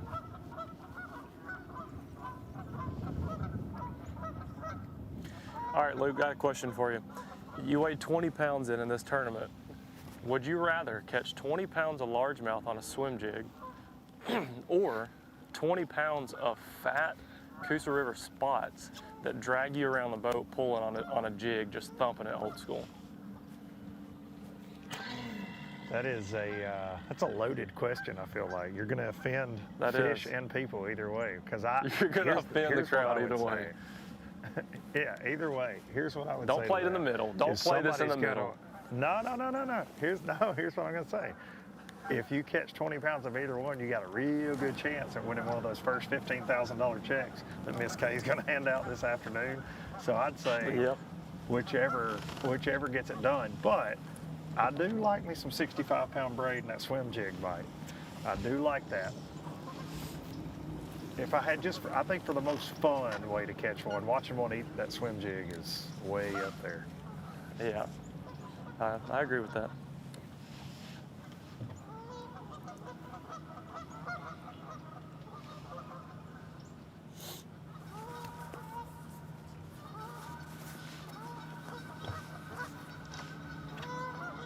Darren, I hope you're getting rained on like I am right now. Me and Brenton, we're just having to tough it out. We don't have the suits on. It's a little bit of light rain. I just slid to the back and slid on my rain suit. I just slipped it on. It's started sprinkling here too. There are so many boats close to the ramp in the area that we're in, though, we could almost sit in my truck and do the show, to be fair. There's a lot of boats close. Did you say you're sitting in your truck, or you could be sitting in your truck? No, I said I could be sitting in my truck because there are so many anglers close to the ramp.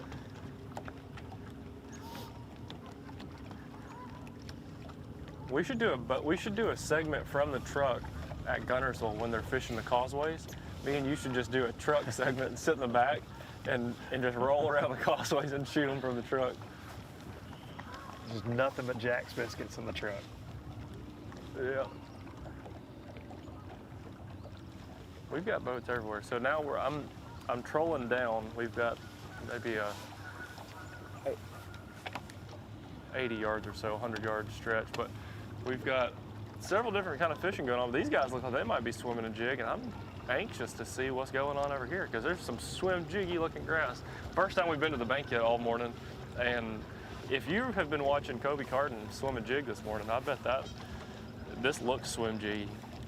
It looks like it would be a very right thing. I'll probably have to agree with you on your choice for swim jig for 20 pounds this morning, but I don't know what happened. As soon as like a little bit of rain and a little wind picked up, these guys that were out just stopped catching fish. I don't know what exactly happened there, but looks like Brian's going to make a move here. Jason, sounds like you have. Are you still in the Godwin brothers, Jason? Somebody have a bag today. Good luck. Somebody have a bag today. Let's go.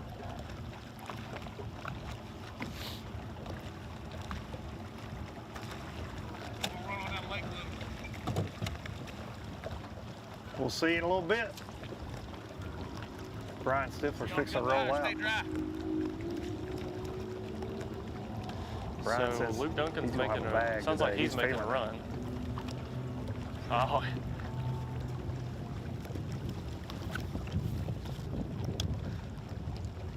So Luke's making a run. Jason's got no audio. The rain's coming in. I don't know if probably his rain suit knocked it loose, but look, like Luke said and Jason said it this morning, it is the fishiest day I've seen in a while, and it's one of those that my hands got a little cold to them, but this is one of them, if you were fishing and there's 15 grand on the line, you're not even concerned about your hands. It's a little sprinkle here and there, a little drizzle, but you just love to be fishing on a lake like this that historically does put out big bags, especially when I think it's a very a very game-changing event when you can win $15,000, and that's what these guys have got, and with bonus money and all the other things they could win. You're hunting. These guys just picked up the trolling motor and it looks like they're making a run, so I'm just gonna keep trolling around. There's another boat up here live scoping. I'll ask these guys a question when they idle by. I see their white flag, another fish in the tournament. They have the net out, which is always good news. Let me give them the thumbs up or thumbs down. He said double thumbs down and one said okay, and he said that way. Awesome. How many y'all got? But we're hunting. Yeah. Good luck, guys. Okay. Good luck, guys. One guy gave me a thumbs up, the other guy gave me a thumbs down. Maybe the one guy was just being optimistic of what's gonna happen, but he didn't say they had any fish. But he said these guys have caught all the fish.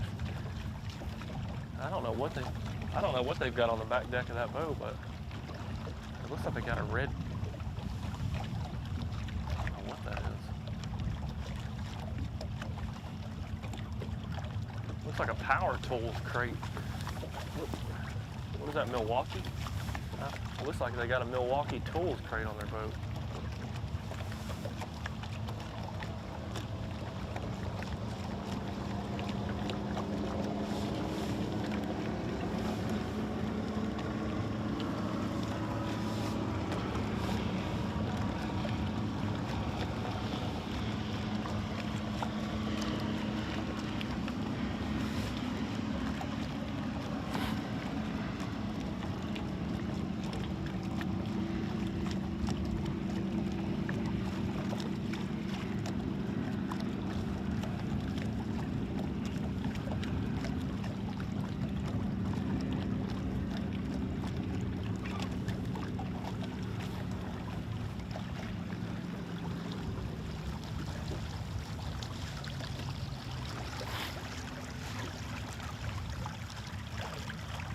All right, interesting little setup here. So the guys that we were just on pointed us in the direction of this boat. They're out in the dead middle, they're live scoping, both have spinning rods.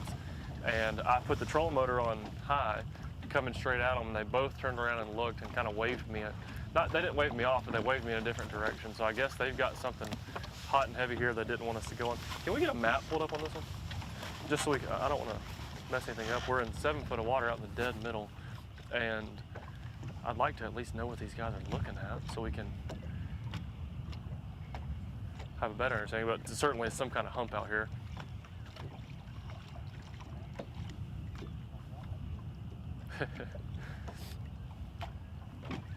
Well, you know this area pretty good. So it's deep water out around us, right? I mean, fairly deep out here.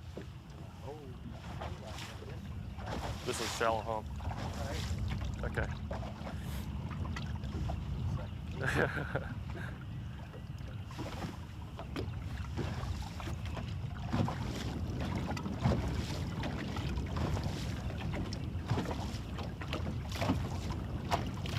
Jason, you got your audio squared away? You know, I'm back. You know, that's all I can say. So we're up here with the Godwin brothers. They doubled up while you and Luke were talking about some other things. They doubled up together. They came back down to the spot they first started on. and quickly went to work. So the fish are there, but they said they're a little smaller right there. So they're kind of moving away. We're kind of headed back towards the ramp right now. We're gonna fish with them, hang out with them for a little bit longer, then we're gonna make a run towards the dam here in a little bit. See if we can get on some other teams, maybe doing some of the same kind of stuff. It is starting to sprinkle a little bit though.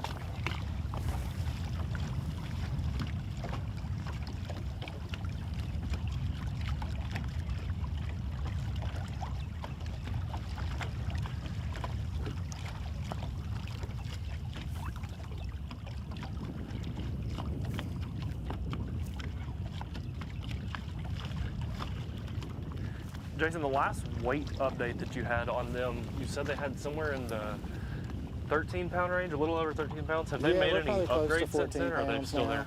They've upgraded once since then, so we're pushing 14 pounds now for sure. Gotcha. They were weighing their fish, so that's a pretty accurate weight. Sure. You know, your score tracker update, you know, sometimes can be off, but not with the Godwin brothers, it's accurate.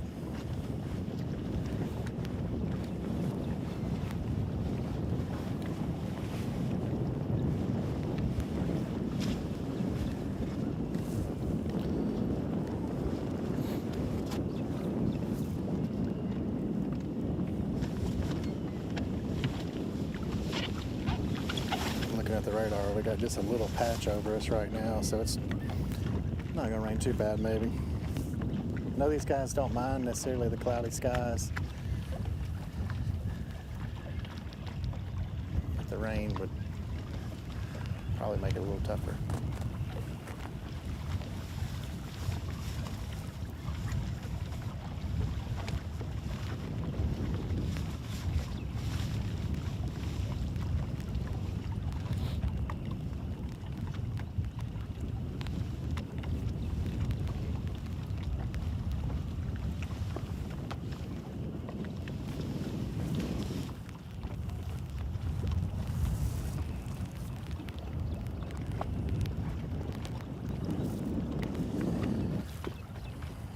May have to break out the gill jacket here in a minute to keep from being wet the rest of the day.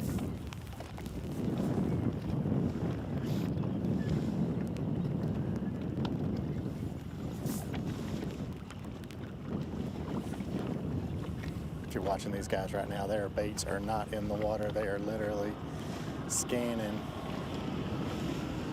just looking left and right, strictly looking for fish. When they see the fish, they'll fire away at them. And so far, the case has been that they would catch it at that point. Are they catching the majority of fish when they see one and they throw at it? They're catching the majority of them? They are.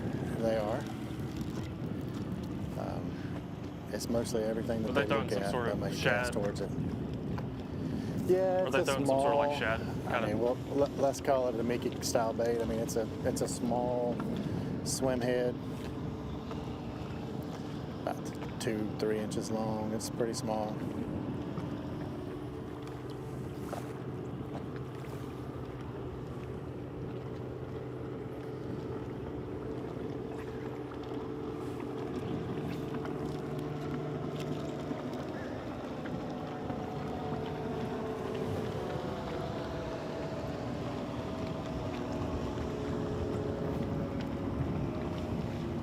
Guys, I just caught up with I hope that Charles everybody and at Chuck home Beach. is watching.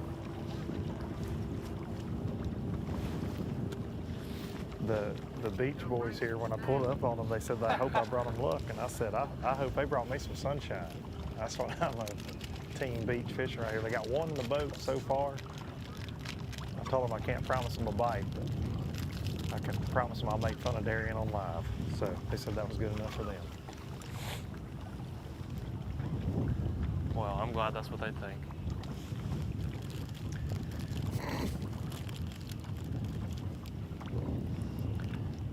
They've been sitting on this point. This area we're in, close to the ramp here, there's a lot of boats around, and slowly been dragging a Carolina rig on a point. Finesse fishing around a little bit as well. There's a couple other boats real close. seeing, it's twofold for me. I'm not seeing any live scopers and that much in this area, but they're either swimming a jig up around the grass or they're out off a point dragging. We're seeing a little bit of both this morning so far with everybody that we've ran into. Hooked up. We're hooked up. We got a net out.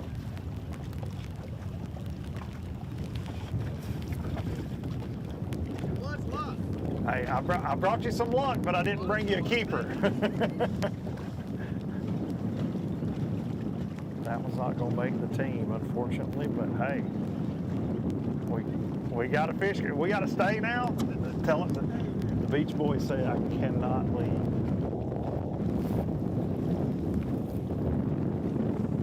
There we go.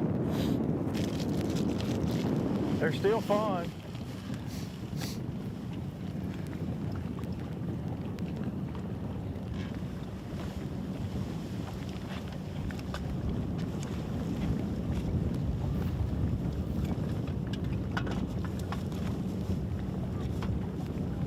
There we go. That's number 2. Yeah. How big's the other one? Yeah. What's y'all's boat number? 150. Boat number 150. 2 fish. Both. And they got 2 fish. They're both dragging. It looks like one's throwing a shaky head, and I can't tell if the other one's throwing, but. JJ's boat, what I call it.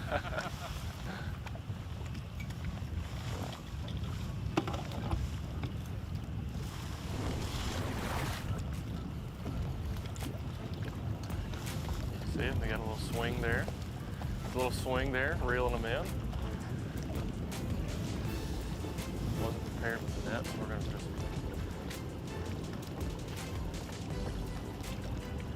slide into the boat. Can't find the net, don't see it. I don't know if he didn't bring it, but we're going to reach down and do the partner lip method, little large mouth. They said it's 1.5 pounds to 2 pounds, and they got 2 of those. So putting them in the box, unhook them, put them in the box, and then keep firing away.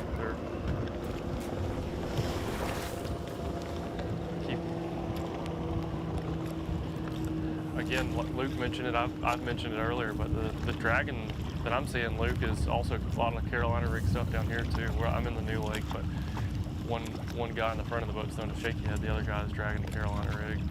And I think every boat we've pulled up on today has one of the 2, or at some point in time they were dragging the Carolina rig. I didn't realize it. Maybe the Carolina rig is making a comeback, Luke. Maybe this is the year of the Carolina rig. I don't know what the Chinese calendar says, but this could be the year of the Carolina rig. You know what, Darren? It never went away. I think it might have gone away somewhere, but it didn't go away. It didn't go away on the Coosa River. That's for sure. The Team Beach here, the Beach I know Boys, what hasn't gone away is chartreuse pepper. Chartreuse pepper on the Coosa, it ain't gone nowhere. That is what is happening right in front of me right now. Some chartreuse pepper. We got some wacky rigging going on. Some chartreuse pepper also. I've seen 3 different chartreuse peppers in 3 different boats today.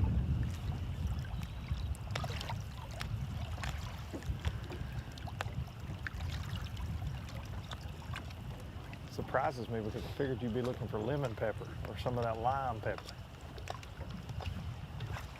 Lime pepper. Look, that's like when I very first started fishing, you watch these videos of Ike and Ellie talking about doing something different and fishing something different, yada yada. But these guys on the Coosa, on the lower end of the Coosa, it's just chartreuse pepper. We're not trying to hide it. We're not doing anything different. Just throw chartreuse pepper.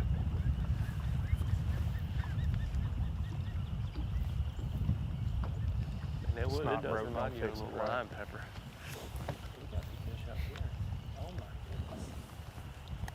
We gotta stop talking about seasonings. I'm gonna be needing another Jack's biscuit here in a minute. Fish on.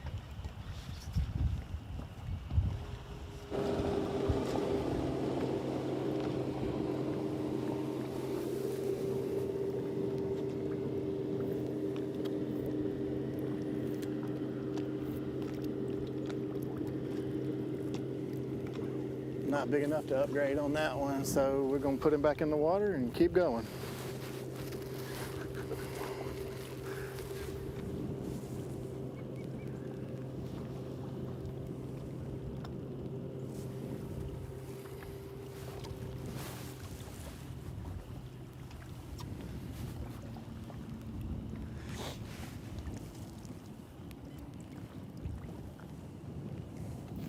Also, guys, I gotta call out the fact that the Beach Boys here are in, they got Kentucky registration, they got this Kentucky Wildcat blue and white boat, blue and white decals on the motor. I don't know if this Tennessee Vol fan can be this close.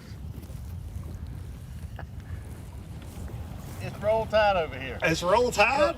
It's Okay. boat. They said they Roll Tide. They say they Roll Tide. Because of the colors, pretty color. And when I got up there, I saw the Kentucky stickers on it. And the guy said, yeah, he was a big Wildcat fan. I said, oh my goodness. He picked up the boat from Kentucky. He said he's Roll Tide all the way. He know Wildcat.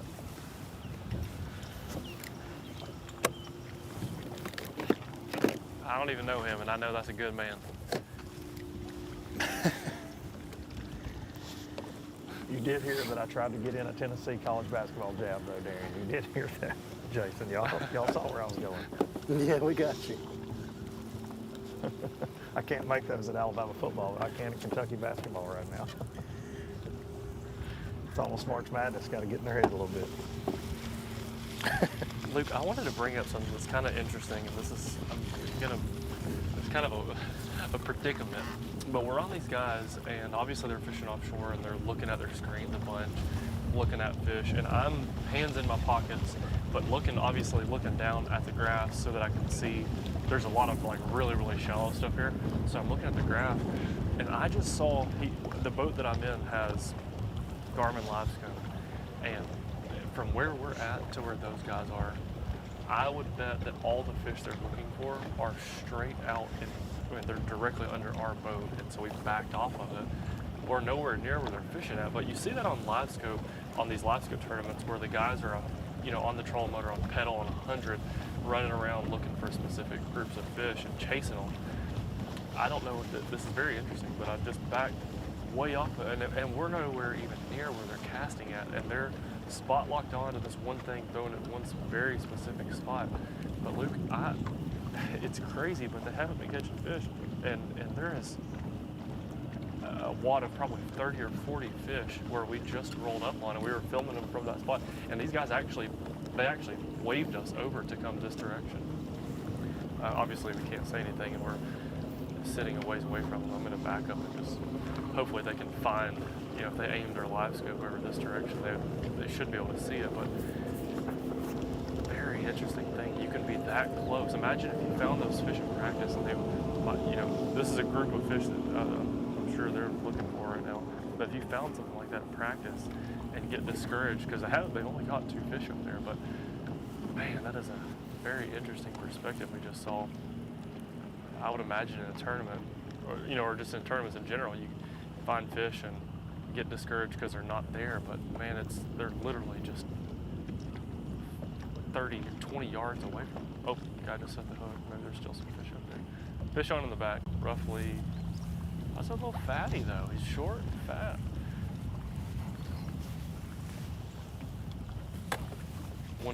Boat number 150.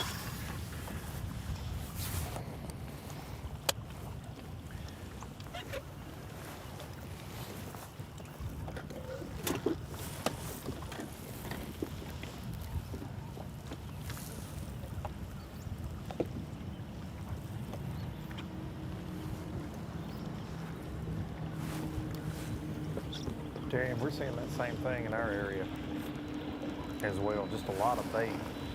Even when guys are swimming a jig, you're seeing fish and bait out here. Of course, there's a lot of crappie and things, but man, it's just alive out here with a lot of suspended fish.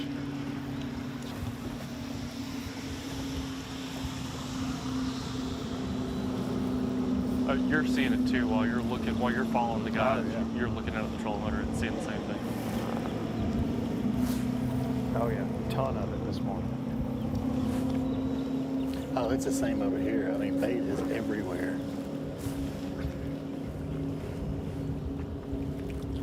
And we have a hard time trying to stay away from these guys because they'll loop back on top of us. And we're staying back away, but the fish they find, they'll scoot over here closer to us and they'll scoot back away from us.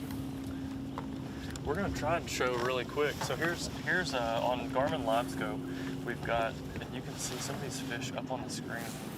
I'm gonna try and aim this around, but you can see stuff like that. There's a huge fish only a few feet out in front of us.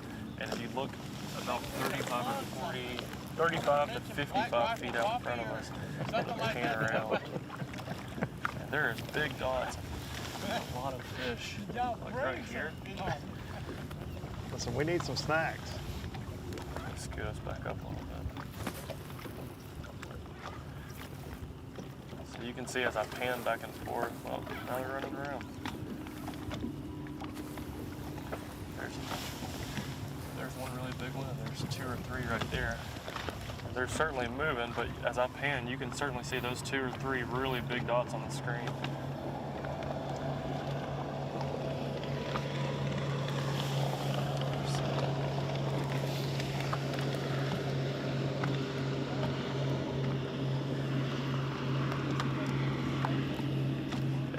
Look, there they go, they're right into the boat. I mean, we're way off, way away from where these guys are. And these fish now are directly into the boat. And I've backed another 20 yards away from the guys.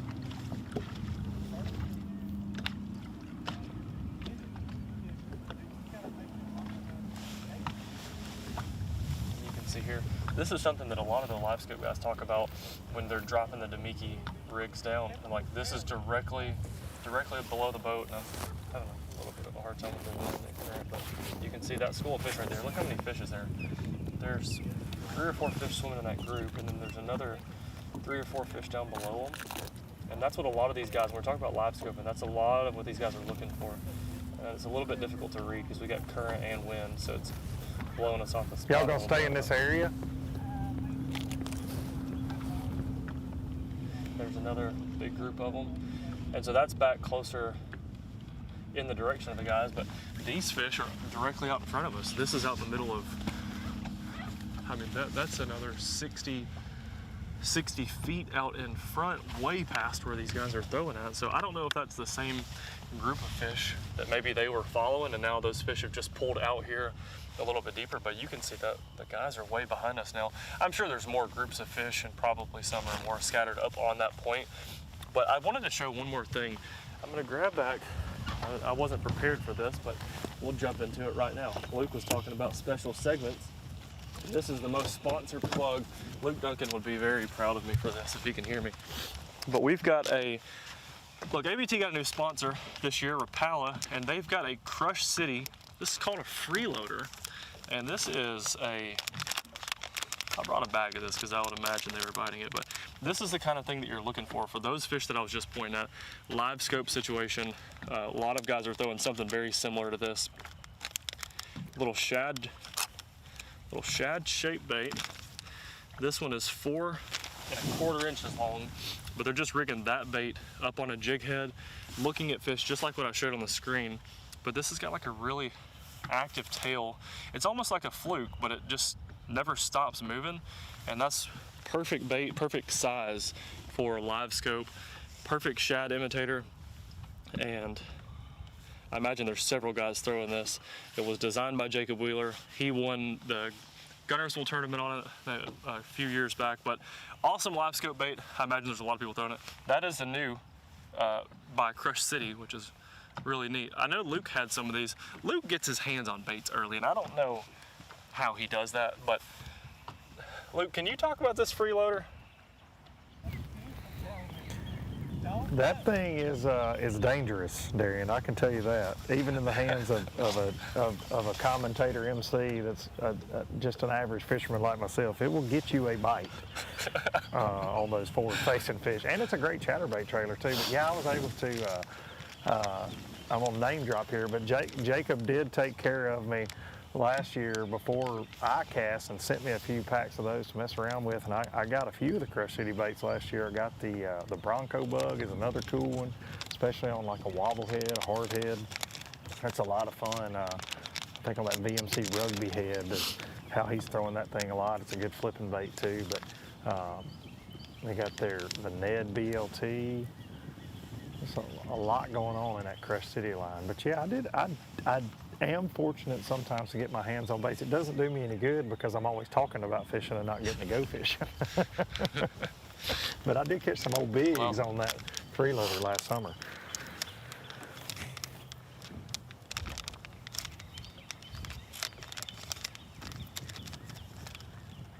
So there you go. That's our new segment presented by the pal at Crush City Customs that I just invented right there. I just made the whole segment up. We are going to slide back over to these guys. So we've got current blowing one way, or wind blowing one way, and we've got current coming the other way. So we're getting blown all around. We're going to try and catch up on another segment of boats. Luke, can I throw this whole thing over to you, and then you just take it over so I can find somebody? Bring it. Hey, I'm with the Beach Boys. It's good. Bring it.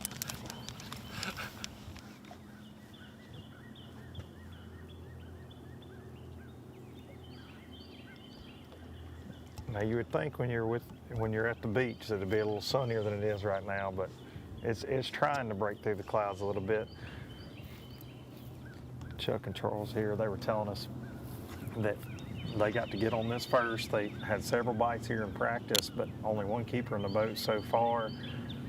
And they were saying that last weekend the water temperature was in the mid 40s still, and we're seeing 52 right now on my electronics here, but it's just steadily climbed up since that polar vortex a couple weeks ago that we all experienced. And so these fish are just kind of finicky. They've missed a lot of fish, and something interesting, you know, Jordan's not the biggest lake on the Coosa by any stretch of the imagination, but they were saying, you know, they've got other places they want to go hit, but you run the risk of when you leave one that you really want to be on, when they start biting, that there might be 4 boats when you go to your next spot. So they're trying to figure out, should they stay or should they go? They've caught a couple good fish across the lake from where we're at right now, but just afraid they might have some company there, and there's company all around us here. We can see 5 or 6 ABT competitors from where we're standing right here on the front deck of the boat. Pretty close.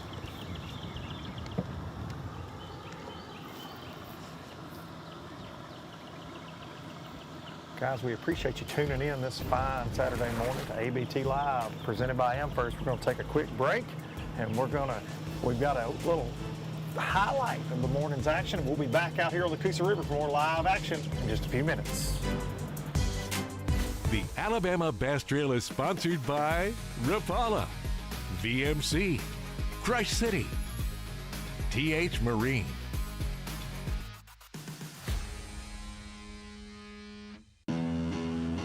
At Phoenix Boats, our passion for fishing is obvious. Whether it's a pro event or fishing with our family and friends, We truly love the sport of fishing. that's why our goal is to make every single Phoenix boat that goes out the door the best fishing platform it can be in both design and construction. We love to fish as much as anyone, and we believe it shows in every boat we build. Phoenix Boats, built by anglers for anglers. I leave nothing to chance when it comes to hooks. They are the most critical part of the equation.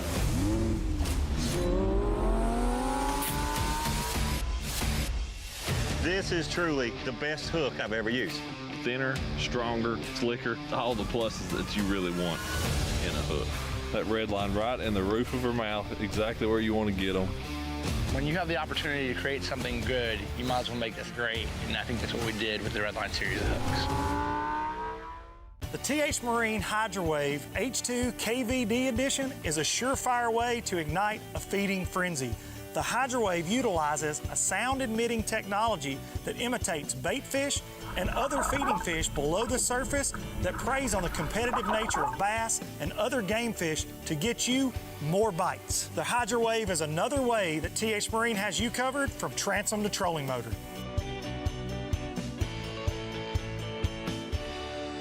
Big companies get bigger and bigger and talk about their fancy labs where they study fish behavior, but then they all go golfing on the weekend. We don't have a large laboratory to test baits. Why, you ask? We don't need a big laboratory because our pros fish, our employees fish, Our salespeople fish.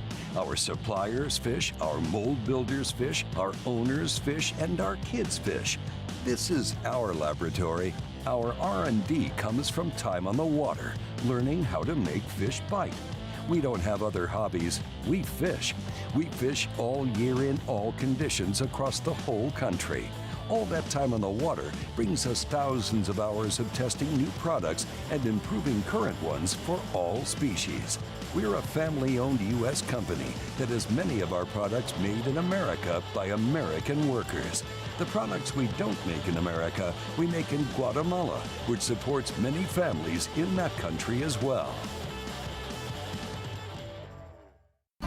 We all know Jack's hand-breaded chicken fingers and handmade dipping sauces are the best.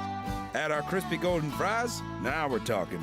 Add a warm chocolate chunk cookie, and all for just $6? This keeps getting better and better. Get it today at Jack's.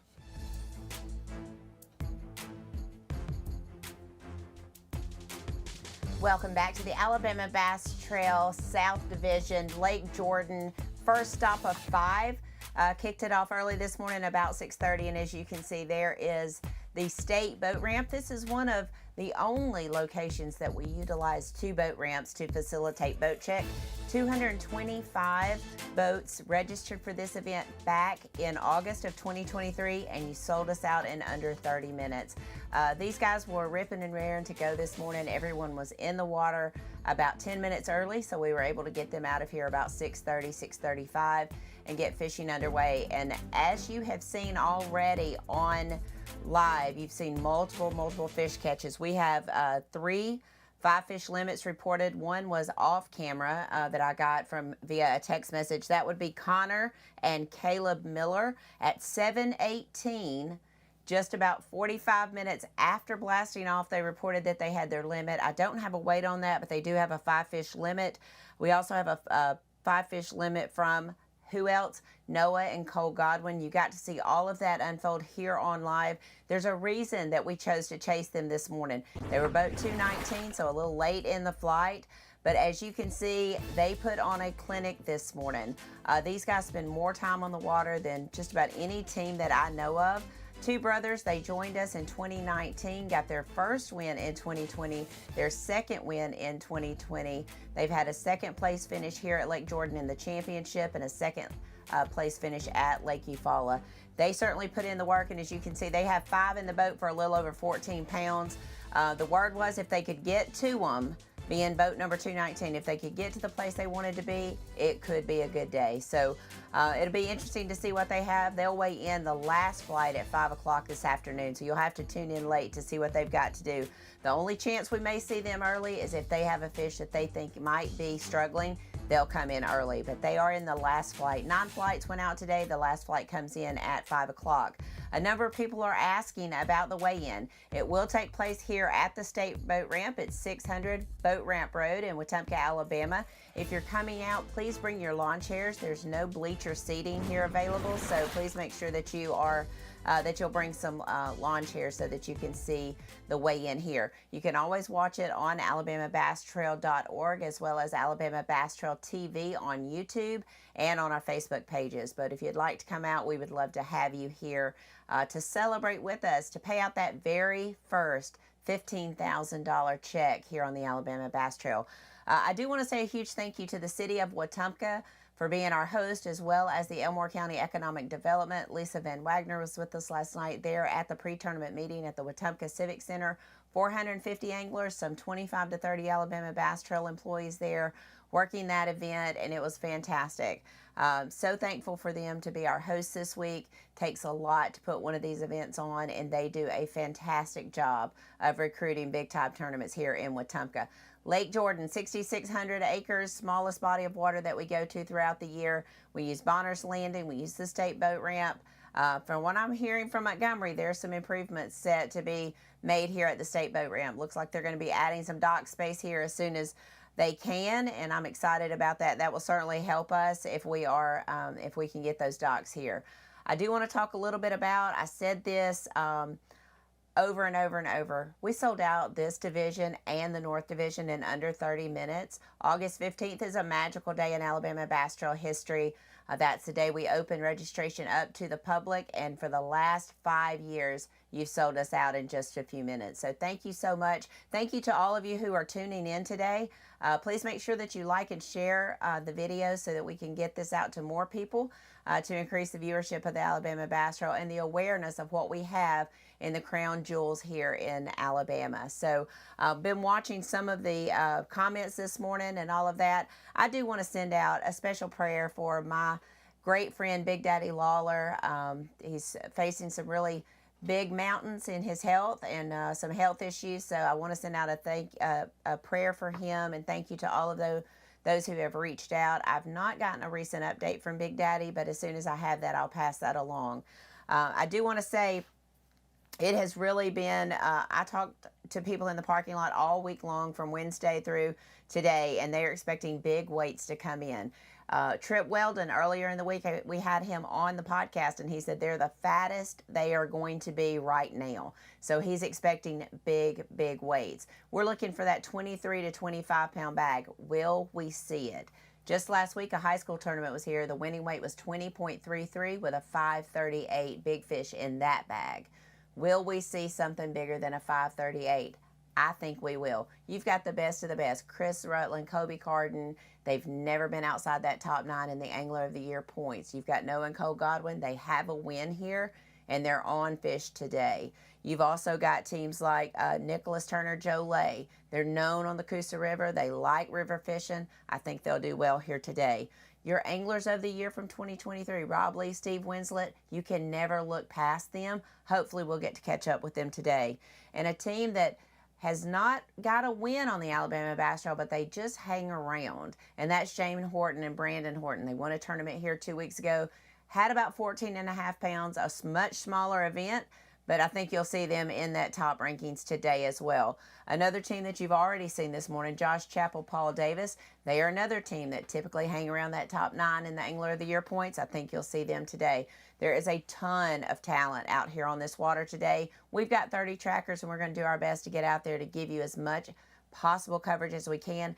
Jason is making a run to the dam. Cell phone service up there gets a little bit spotty, so he'll have to stay a little bit back from that, but he is making a run to the dam to try to give you that idea of what's going on as well. So Darian and Luke are shuffling around. I think Luke has finally gotten on a team. I do want to remind you, first flight's due in at 3 o'clock today, so the first fish should come across the stage around 3:15. So make sure that you're tuned in here to alabamabasstrail.org, as well as Alabama Bass Trail TV on YouTube, and both of our Facebook pages, Alabama Bass Trail Tournament Series and the Alabama Bass Trail 100 Series. If you have any questions that you would like to pose, certainly do that. We'd like to see your comments and your questions in the comments on the Facebook and YouTube page.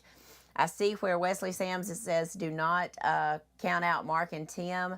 You know, Mark and Tim are Coosa River hammers. They fish everything that they can fish on the Coosa River.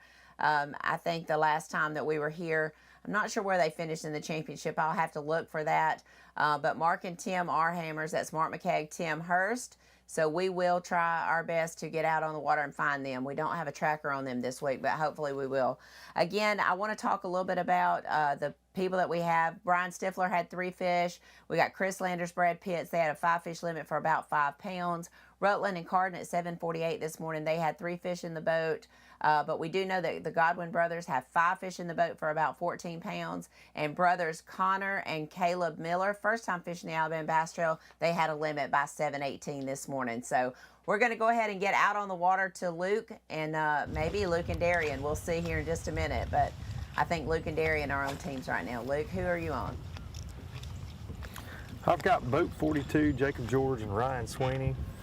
And I've got boat 52, Joey Davidson, Tullis Lanier, and we've been watching the tracker, and they've both been in this little pocket up by the dam, down by the dam, I guess I should say, not far from the ramp for a while, and we're not getting close enough to get an update because they're fishing shallow grass. I'm staying back. We'll try to get an update as they move. They're both about to meet in the back for some friendly fire here. Luke, I've got boat number 199, and they are catching them for a second. They were catching them every cast, and every one of them's a 3-pound spot. They're deep cranking, they're fired up, and they just put another big one in the boat. We were having some, not camera problems, we were having some connection problems, so we weren't able to get them on the live broadcast. We did get it for TV, so that's a little teaser, but these guys are really, really dialed. They're both throwing a big crankbait, and he said that everything they're catching is 3-pounders, and the one that they just caught, you think that one was close to 4 pounds? That had to have been a 4-pounder. They're just firing them. They're balance beaming every fish. They're using the TH balance beam. And Luke, I hate that me and you both hate a cheesy sponsor plug, but this is the first Phoenix that we've pulled up on the entire day. There's another one right there hooked up in the back, bowed up with a glass cranking rod. This looks like summertime fishing. This is boat number 199. And dude, these are cool. There you go. How many y'all got? Tyler 2 fish? Smart, Andrew Maddox. Putting on a Good luck to y'all. I feel like I'm watching Van Dam. Good luck. Yeah, we need it.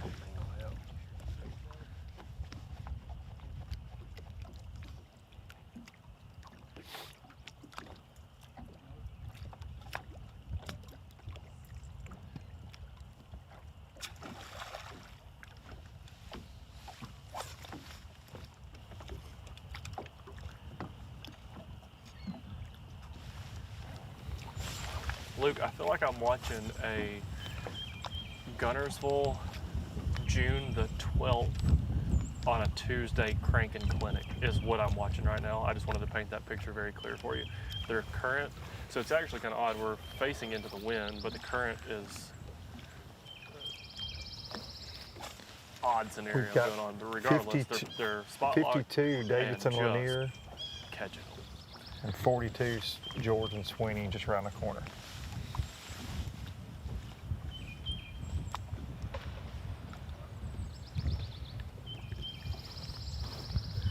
So you feel like you're watching a Gunnersville ledge beatdown, and I feel like I'm watching a bedding fish tournament.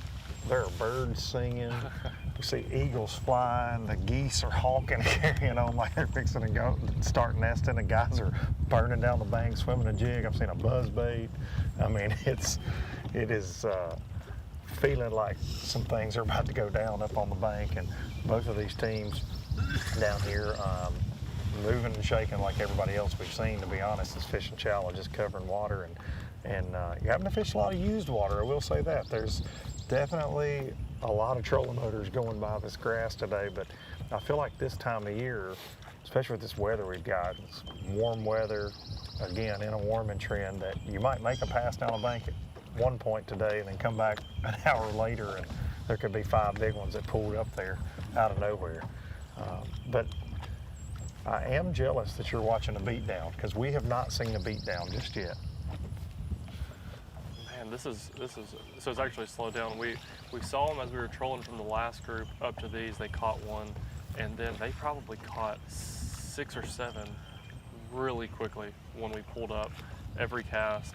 But dude, they caught one that was like, I bet it was bigger than 4 pounds, but it was all over 4 pounds. But they're throwing back some fat spots.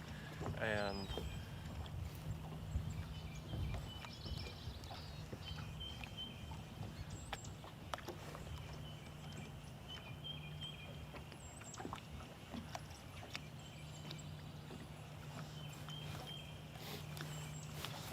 Luke, I don't know how this happens, but oftentimes, oh, we got another fish. He didn't even call for the net. He's like, this is a little 2.5 pounder. It won't help.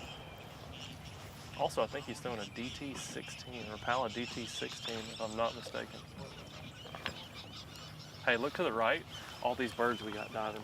I don't know how much that matters, but Van Dam sure does talk about it a bunch. We're in the dead middle of the lake in the wintertime. He talks about these white birds diving all the time. I don't know the name of a white bird. I just call them white birds, but you got them diving. Is that the scientific, is that the National Geographic terminology? Yeah. Right there. Yeah, that is the Whitus elberdus. Are we still alive? Yeah. As long as you don't call it a turkey, we'll be okay. Y'all getting bit every single cast. Are y'all throwing, it looks, you throwing a DT something? DT-16. Both of them are cranking the exact same Pala DT.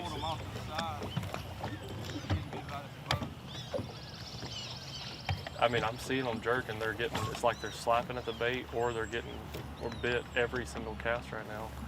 And how many do you think y'all caught this morning? We caught 8 until you pulled up, and I don't know how many we caught. That was a flurry right there. That was awesome. He said they caught 8 until we pulled up, and I bet they caught 8 since we pulled up.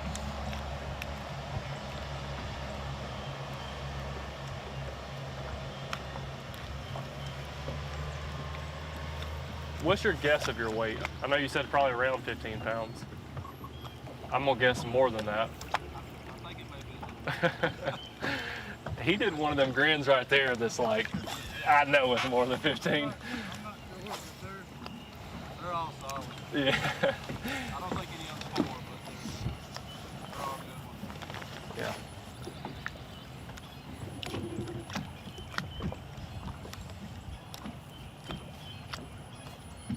Have y'all got other stuff you're gonna do today, or you think you're gonna stay here all day? Well, we have planned to go fish the bank somewhere. Keep doing this. We're gonna stay here all day. There you go. I would not, I don't mind that plan one bit.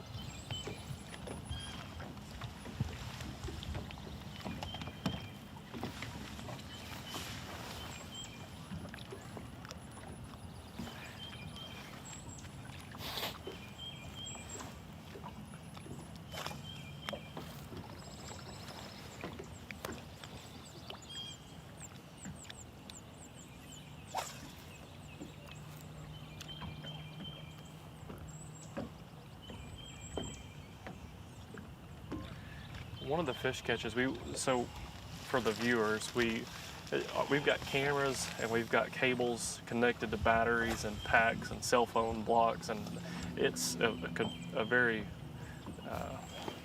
a system to have this live stream from the lake in a place that may not have good cell phone service. To be able to stream is a little bit difficult of a task, so from time to time we've got little challenges. We weren't connected to the Wi-Fi part, but we were recording it for TV, so if you watch the TV show, however, I don't know when that comes out, but it'll be soon. Those fish catches will be on there, but there was one point in time where they had a fish on, or they doubled up, and the guy in the front's fish was bigger than the guy in the back's. So he just set his rod down, didn't even worry about it. The fish jumps off because it wouldn't have held, and then that was when they netted the bigger one. So that was a really cool, a lot of cool stuff going on over here.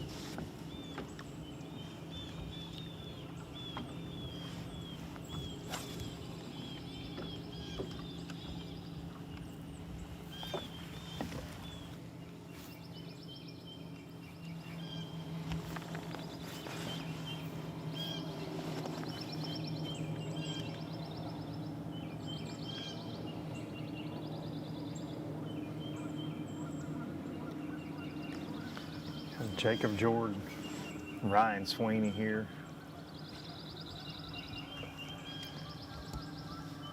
Doing some swim jigging, doing some punching around some of this grass.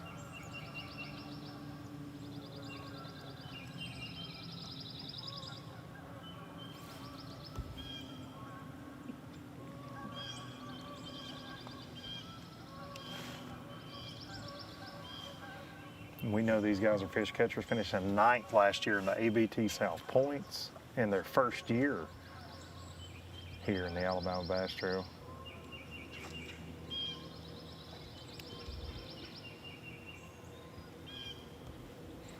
try to get an update from them. I've been trying to stay back out of 2 boats in here, out of their way in the shallow water.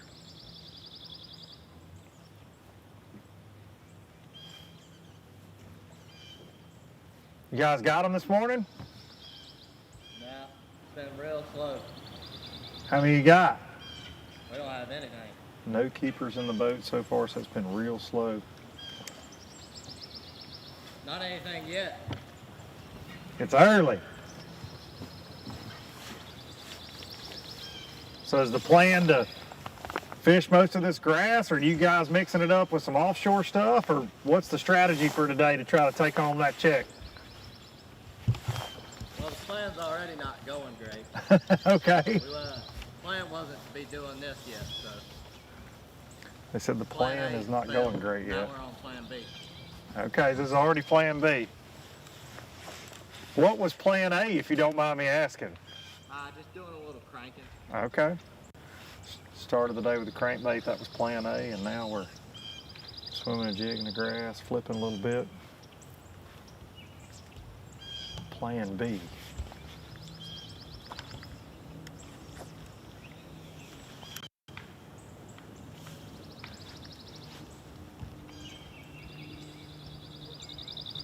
Feels good though, I know.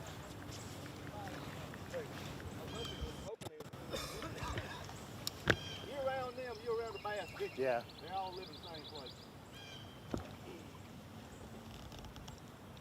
Now, we still got some more stuff we're going to run this afternoon. I mean, I know some of that stuff was good this morning, but I mean, we have to come here to at least catch 10 pounds. Yeah. And they were guys who were over here close to us this morning, but they were nice enough to let us kind of fish a good distance from each other and fish, so it's been good. Usually up this lake, so a little bit more busy than what it is, but it's been tough. Real tough up this lake. Yeah, the current's been weak. It's been kind of a weak current. So like I said, we're just picking it apart, catching one at a time. They just caught a pretty good one a while ago. Yeah, they did. Usually you can look down through here and see about 15 boats, 20 boats. Yeah. I'm afraid to even consider what the rest of the lake looks like right now. Ooh. That's why we hadn't left. Well, we thank y'all for your time today. Y'all catch them up, okay? All right, thank you. I appreciate y'all. Here's one. Oh, just as we try to break away, we got one. That might be one. This is bass here. You don't know.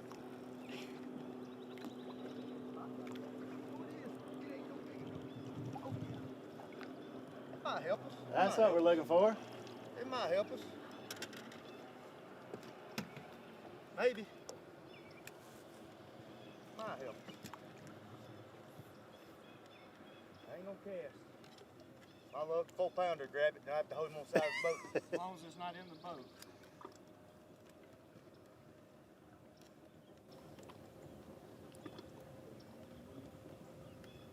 Really? 208 ounces. 5 ounces, huh? Yeah. I told CJ we got to bust him because I'm going to get on stage as my Fabio. Make this do a ponytail. I need to. That's weird in case I get into it with somebody up here today. Check out that long hair. We got into it with you. All right, well, y'all have a good day. We're going to get back in some cell service, so All right, thank quit you. yelling at us. Is that going live? It will go on the TV show. Okay, all right. So y'all good for the day. How about that? Do a hair moment real quick. Oh, that's good. On them. Matt Robinson, on them. Yeah. See y'all. That was good. That was worth coming up here. Hey everyone, I guess Jason's cell signal is out, but we are seeing everything they're doing. And I have to say, I am as confused as I have ever been about that hair on Anthony Goggins. I've known that kid since he was at Auburn, and I don't even know what to say about that. So he is certainly making a statement. I was so confused about the hair, I didn't see if they culled. So I'll have to get that back when I get with Jason. So I'll be honest with you, that threw me for a loop. I kept seeing CJ, but I was like, that cannot be Anthony with that hair on. But again, it looks like they have 5 fish in the boat. They're not sure that one was going to help them, and unfortunately, again, I was so confused by the hair, I did not see if they made that call. But you're looking there, CJ setting the hook. You can see the replay there. They're going to bring it in. Anthony getting the net. You know, some tournaments don't allow you to use the net. Alabama Bass Trail does. And you're seeing them scoop that fish up and add it to their live well. One thing you do see a lot of the teams doing, you saw Noah and Cole do the same thing. They're weighing their fish as they go. Makes the culling process very simple once they start culling. And luckily for these guys, when you see them weighing, you expect that they're going to be catching multiple fish that day. So obviously these guys had a good practice. I'm going to say this, and I think Luke's listening. This is Luke Duncan's team that he said would win this event on the Alabama Bass Trail podcast this week. CJ Knight, Anthony Goggins, that's the ones that Luke Duncan said would win. His dark horse this week was Shane Powell and Tim Fox. So going to be interesting to see how this unfolds as you see CJ taking the scale off of the fish. You're going to make his adjustments there and then add it to the live well. So those guys are on fire, it looks like, and that's what we've seen. We've seen a lot of fish catches this morning on live. I'm saying that we have probably 4 reported limits on live this morning, so they're going to be getting around to more people. Jason's in an area where sometimes cell phone service is spotty, but luckily we did get to see that. So I think that Darian is still on the team, boat number 150, JJ Atwell and Steve Foltz. So they are still on that team. They're still catching fish. So we're going to try to get back out to Darian and let him talk a little bit more about what those guys are doing. Jason is making a run. So again, I do want to remind y'all, all of this information is found on the alabamabasstrail.org website, as well as our Facebook page and our Alabama Bass Trail TV YouTube page. So you can watch all of the live there. Comment. I'm trying to keep up with your comments here on my laptop so that we can answer those questions for you. So as you can see, I think we have a picture there of Lake Jordan, 6,600 acres. And like Trip Weldon said, they're going to be as fat as they're going to be right now in this tournament. So Chris Rutland said, I think you're going to see big bags. I talked to Josh Chappell, Paul Davis. They think you're going to see big bags. Most everybody we saw last night said 4-pounders are common, but they're not catching 20 bites a day. They're catching 6 to 8 bites a day. So that's going to be the key. The ones that can work mechanically and get them in the boat, that's the ones you're going to see at the top of the leaderboard when we get back here at 3 o'clock. We're going to go ahead and take a short break. Right now we're looking at about 65 degrees here at Lake Jordan. We'll get back out on the water soon, but we'll be right back with these messages from some of our sponsors. You guys have a blessed morning. Live coverage of the Alabama Bass Trail is brought to you by Garmin, Power Pole, Big Bite Baits, Mountain Dew, Yamaha. At Phoenix Boats, our passion for fishing is obvious. Whether it's a pro event or fishing with our family and friends, we truly love the sport of fishing. That's why our goal is to make every single Phoenix boat that goes out the door the best fishing platform it can be in both design and construction. We love to fish as much as anyone, and we believe it shows in every boat we build. Phoenix Boats, built by anglers for anglers. It's that time of year. The Lanners McClarty Chevrolet Red Tag event is on. We're talking $15,000 off select new Silverado 1500s. That's a holiday savings extravaganza. The 2024 Equinox is here. It's easy on the gas, easy on the eyes, and easy on the payments too. As low as $196 a month for a brand new 2024 Equinox. It's the Lanners McClarty Chevrolet Red Tag event, saving you a whole lot of green. Only at the big store on University Drive in Huntsville. Some things ain't worth keeping. Yesterday's traditions, today's adventures, tomorrow's memories. Now that's something worth keeping. Fish Alabama and find your keeper. For more information, visit fishalabama.org.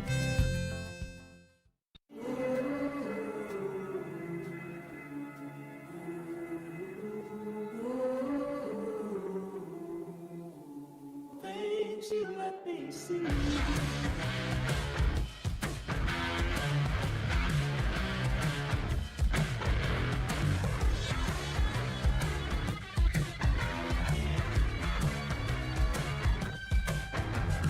Things you let me see.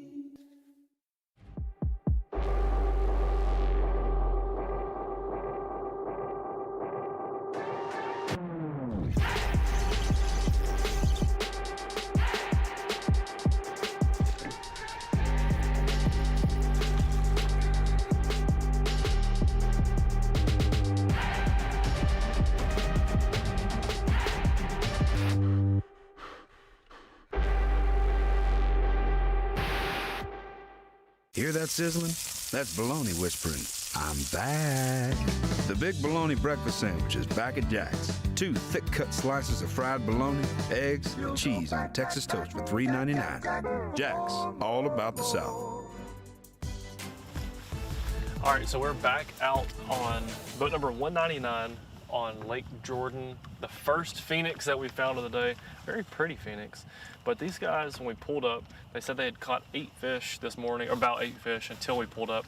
And then I think they caught over 8 fish or more, almost on back-to-back-to-back casts. Every single cast, you could tell a fish was either hitting their bait or obviously biting their bait, because they were just getting hit every cast. And I said, man, looks like y'all getting bit every cast, ain't you? He turned around and laughed, and he's like, yeah, it's stupid. But I think we're gonna have some replays of the fish catches that we saw earlier. Right now, it should be on live, or should be showing. Here's some just big fish.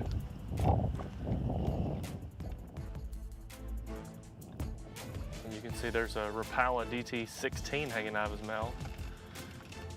Really big one.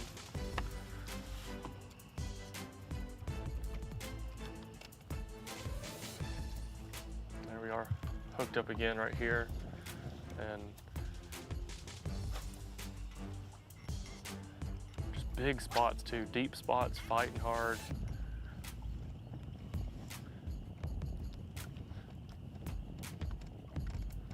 Another one, you can tell those were all 3 back-to-back-to-back casts. I think there might have been 1 cast in the middle. I think that was 3 fish and 4 casts, and you can tell it's cranking with a glass cranking rod. Got it loaded up, and those fish are fighting hard, head shaking, and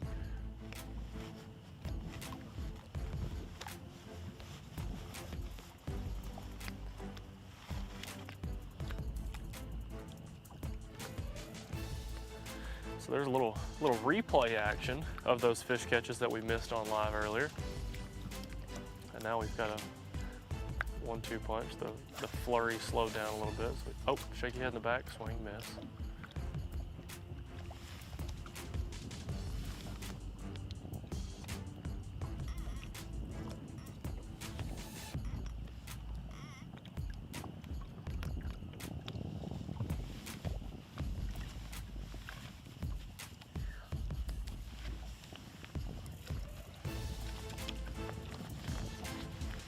Culling action going on. You could see when that flurry was happening, I know this is showing the replay, but when the flurry was happening, they were using the balance beam, TH Marine balance beam, to just make sure they were culling the right fish every single time. And these guys are sponsored down to the gill for ABT sponsors. They even got an ABT color boat.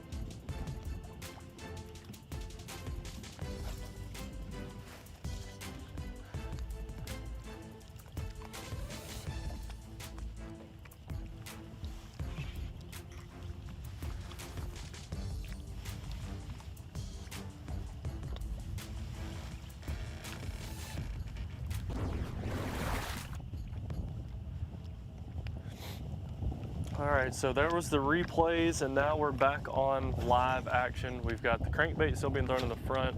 and a shaky head being dragged behind the back. The first cast with a shaky head was a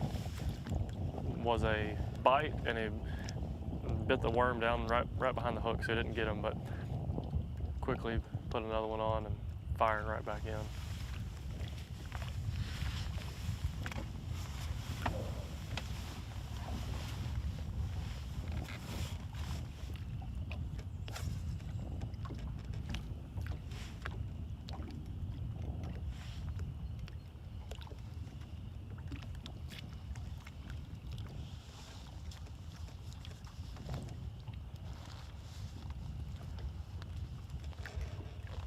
There's one. Fish on.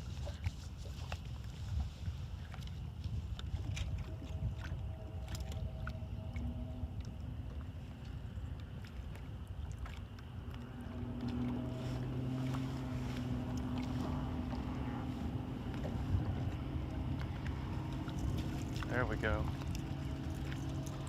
Sheesh. That's a big one. Every single fish they've caught is that same size. 3 to 3.5, 3 3/4. What do you think? It's in that 3.5, 3 3/4 range. These are very, very good quality fish. Now, I don't think, based off the stories we're hearing in practice, and like Luke said, some of that might have been telltale signs or what have you, but we're not seeing the crazy amount of just 4-pounders. That's not what's happening here, but these guys are really close to it. That one's gonna, I think that one's gonna certainly help. I hope we can get that replay here in a little while, because you can see that glass rod load up. That's one of my personal favorite things. Throwing a big crankbait, they're throwing a Rapala DT16, and that thing's digging the bottom, and when you get one of them big, heavy, hard fighting spots to load up on that glass rod, it's the best feeling. And they've got, that glass rod gives a lot, so when those fish, those really, really mean spots are fighting, shaking, and pulling, that glass rod is really, really bowing and giving, so you're not going to lose as many fish. And they've got a pile of glass cranking rods on the front deck.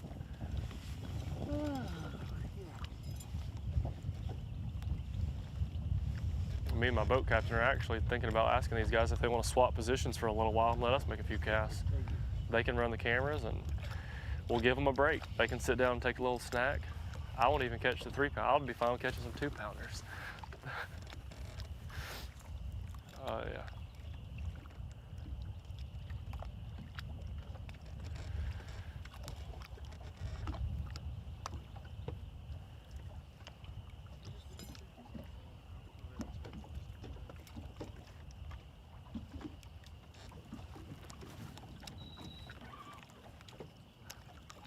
I'm gonna scoot in just a second when you release this next one.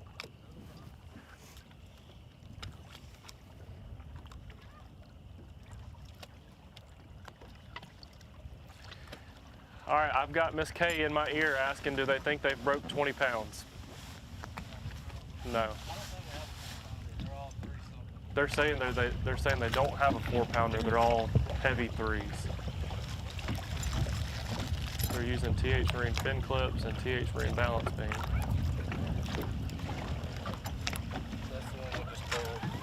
Wow.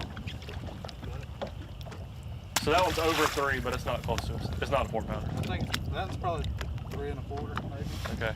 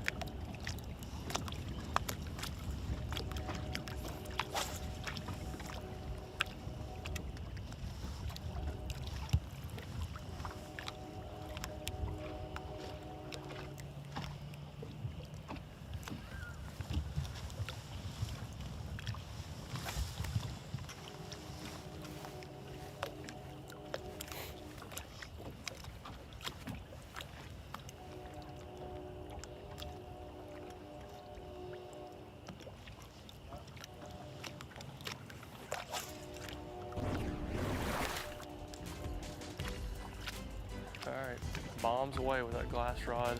DT16 throws really good. One of the best throwing big crankbaits there is, just because it's all balsa and throws really well.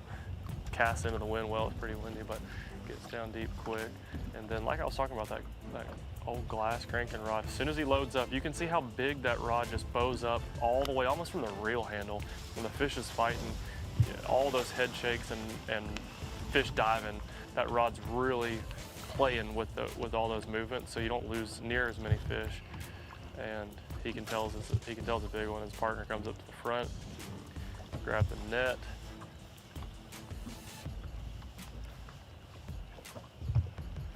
Now we got a little coal action.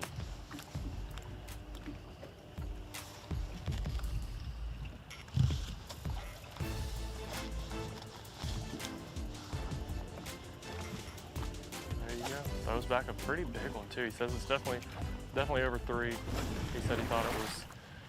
He said he thinks it's 3 1/4. Now they both picked up the same crankbait again.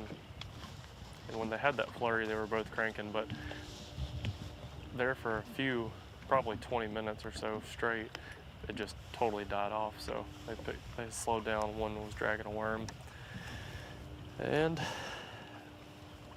I'm just watching.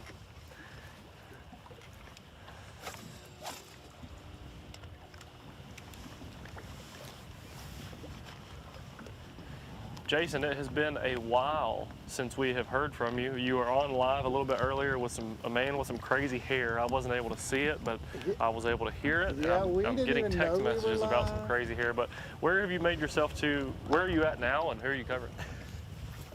Well, we ran all the way up north, and I got up really close to the dam and got on CJ Knight and Anthony Goggins, and just letting those guys kind of just try to get some TV time for them, and because we didn't have any cell service, so I didn't know if we were on live or not. And lucked up, they got a fish catch for us, and that was pretty cool. And yeah, those guys had on a little crazy hairdo, kind of pulling on the, on them fishing kind of deal there. But it was cool to see them catch a drum, and then they turned around and caught one that helped them a little bit. They're sitting on about 13 pounds, so that's a long run up there. Not many guys up there.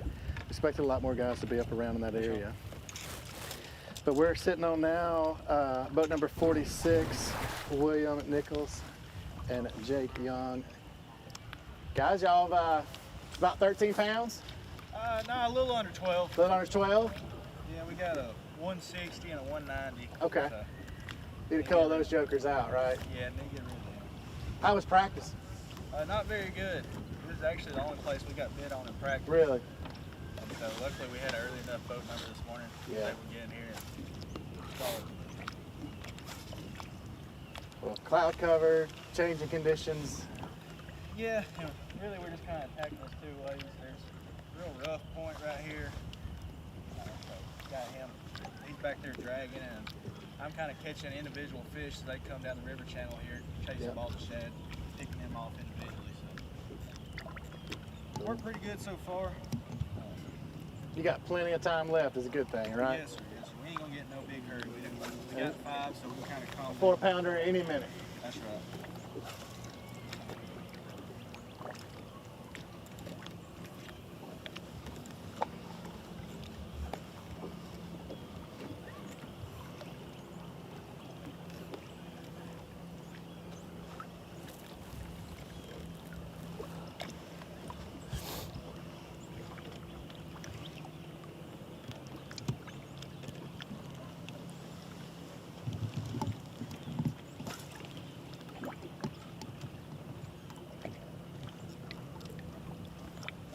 You're looking at boat 46, William Nichols and Jake Young. It's sitting right around 12 pounds. Kind of been hanging out in this area the whole time.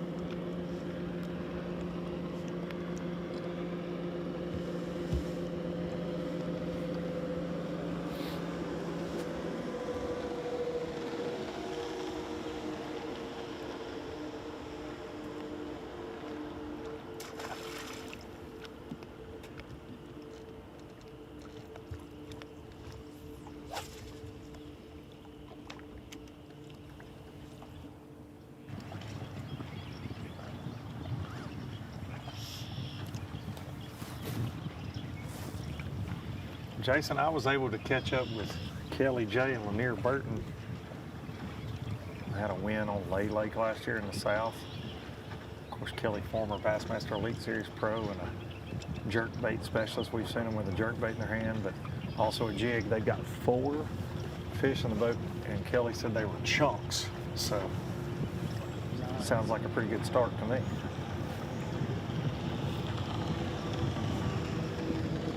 I think a lot of guys would love to have a few chunks right now.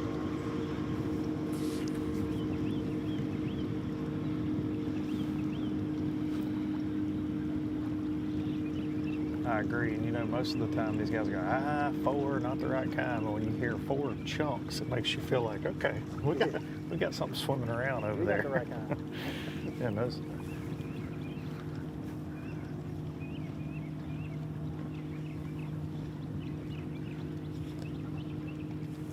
Yeah, we've seen them. We chased them for a little bit before we kind of settled in. They stopped on a couple, really what I would call they're main river points, but they're kind of hidden, little sneaky turns in the main river. And they're fishing docks as well with a jig, but they'll pull up on those little turns and throw a jerkbait as well before they settle in and fish the docks out with a jig. So far from what we've seen, there's a lot of experience in this area over the years and always a threat. Especially early in the year, man, with all this shad that we're seeing, we keep talking about we're seeing on forward facing out here, you know that jerkbait's going to play, especially for somebody like this team that's so dangerous with it. We got a swim-in type bait, and we've got a shaky head action going here. So it's a rocky kind of point with a dock on the end of it. And then the fish are just kind of swimming by on the main channel here. So just waiting for big fish to kind of swim by, but you're also kind of targeting some of those fish that are just kind of hanging out around the point. These guys have sat here all day. They said they really the only place they got bit in practice. That sounds like some Coosa River fishing, though. Good place for a Oh, spotted yeah, bass you to know, hide. It does not take a second to catch a couple more of them chunks, because they're here. Yeah.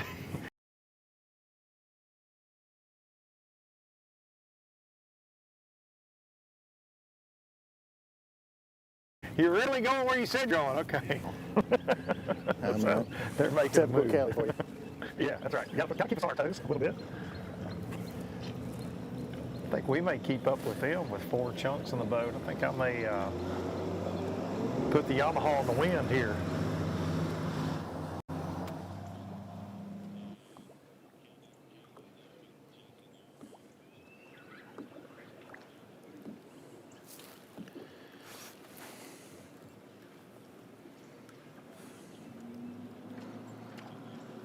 Yeah, we're still on the boat 46 of William Nichols and Jake Young, set on about 12 pounds. We did pull up on them right away, and they did catch one that helped them out a little bit. We weren't able to get that one on camera, but they do have 5 in the box, and just looking for the upgrades. As we said a minute ago, looking for a couple of those chunks to swim by here. A lot of guys moving around at this moment in time. We made the run all the way up to the dam almost. We were 1 curve away from being right there at the dam, and we didn't have any cell service. Y'all did see CJ Knight and Anthony Goggins catch a fish for us. They actually caught a big drum. We made that run up there just to try to see what was going on, and then we kind of headed back down this way to get into some cell service so that we can be able to talk back to the studio a little bit. So it was good for you guys to be able to see that. Of course, we didn't know we were live at the moment, but it's okay. That cell service reached on out there a little bit. Our camera got it. Our phones couldn't get it. I'm able to bring you some live coverage from up there, and we're going to keep bouncing around here. I'm looking at about 6 boats just all moving right now in this area, one side of the river to the other side of the river, and a couple boats running north. So it's that time of day where kind of have that little lull around 10 o'clock, and guys want to just shift around and try something new. They've kind of spent on their morning spot. Looking back down towards where the Godwins were, I do see a lot of boats between here and there. We're not far from where they started this morning. When we left them, they were still kind of hanging out in their original spot, just live scoping that area out. And Really trying to break it down and fish for those active fish.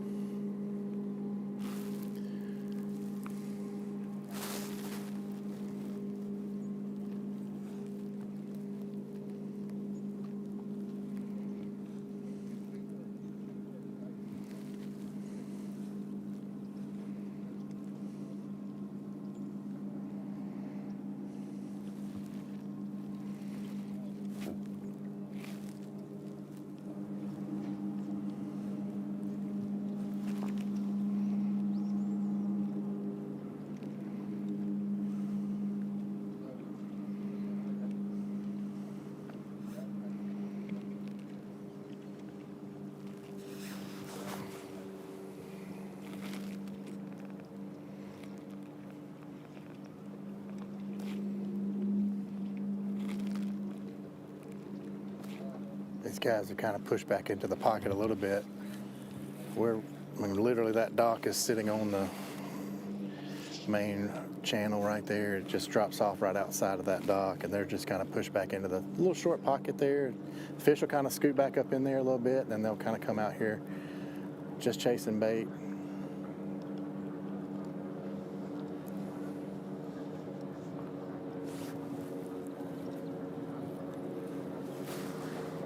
As you can hear in the background, we still got a lot of boats running around.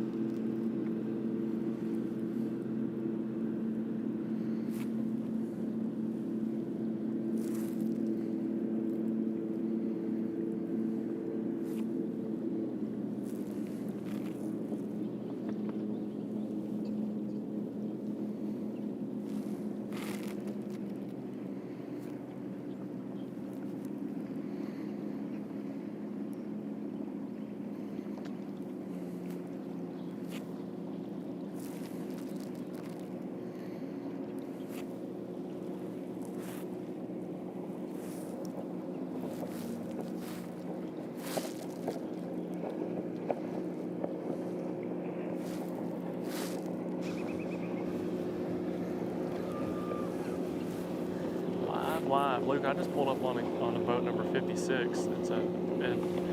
And I just see your worm. I see the Luke Duncan Special, which is a methylate trick worm. And now that Luke doesn't fish as much, I can give that trick away because I've seen Luke walk in with a pack of those in his pocket that he wouldn't even put in the boat.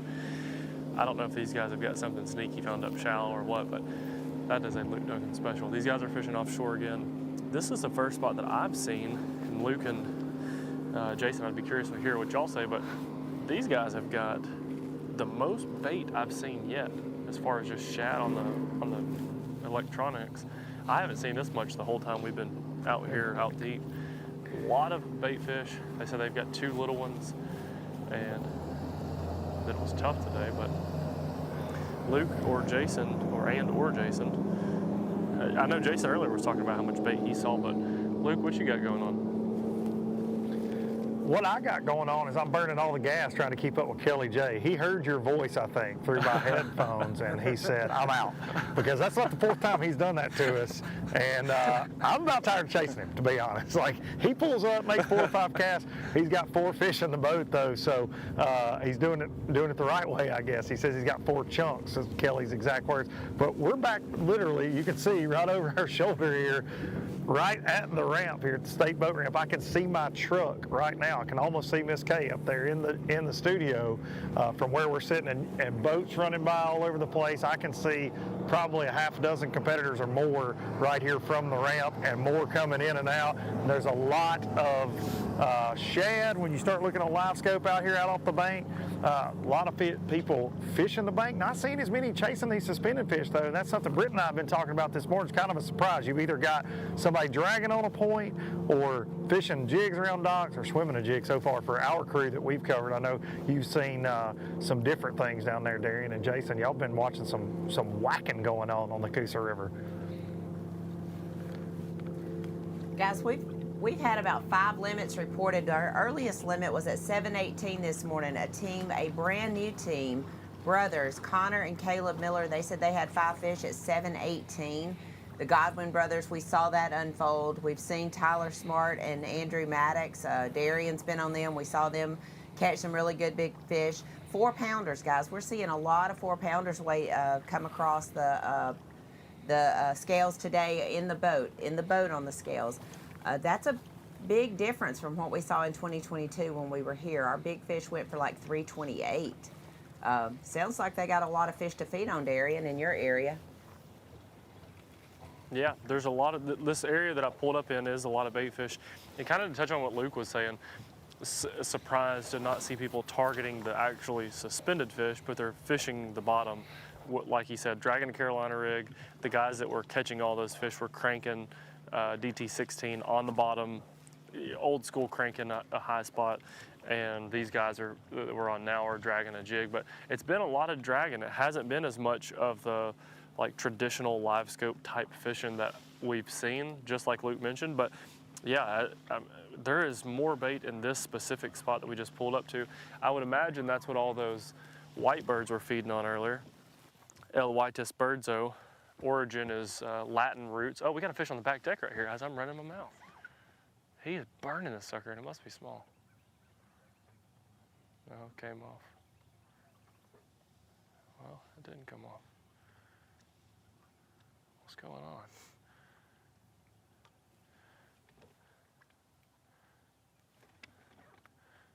He still got it.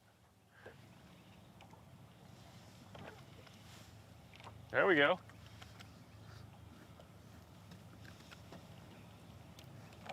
He must have bit it and swam straight at the boat. He was reeling 100 miles an hour. I didn't even know they made reels that could reel that fast. TH Marine Coal System, come on.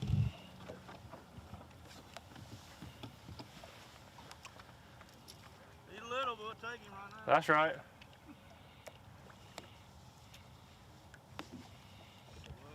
Slow, man. There's a lot, I've noticed there's a lot of bait around here.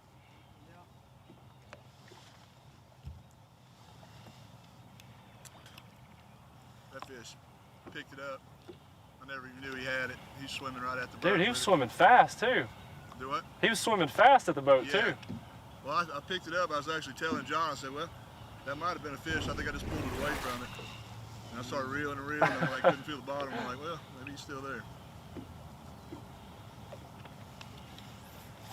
Watch how fast he reels. But he said as soon as he picked it up, he said he thought he pulled it out of his mouth. And he said, no, he's swimming straight at me.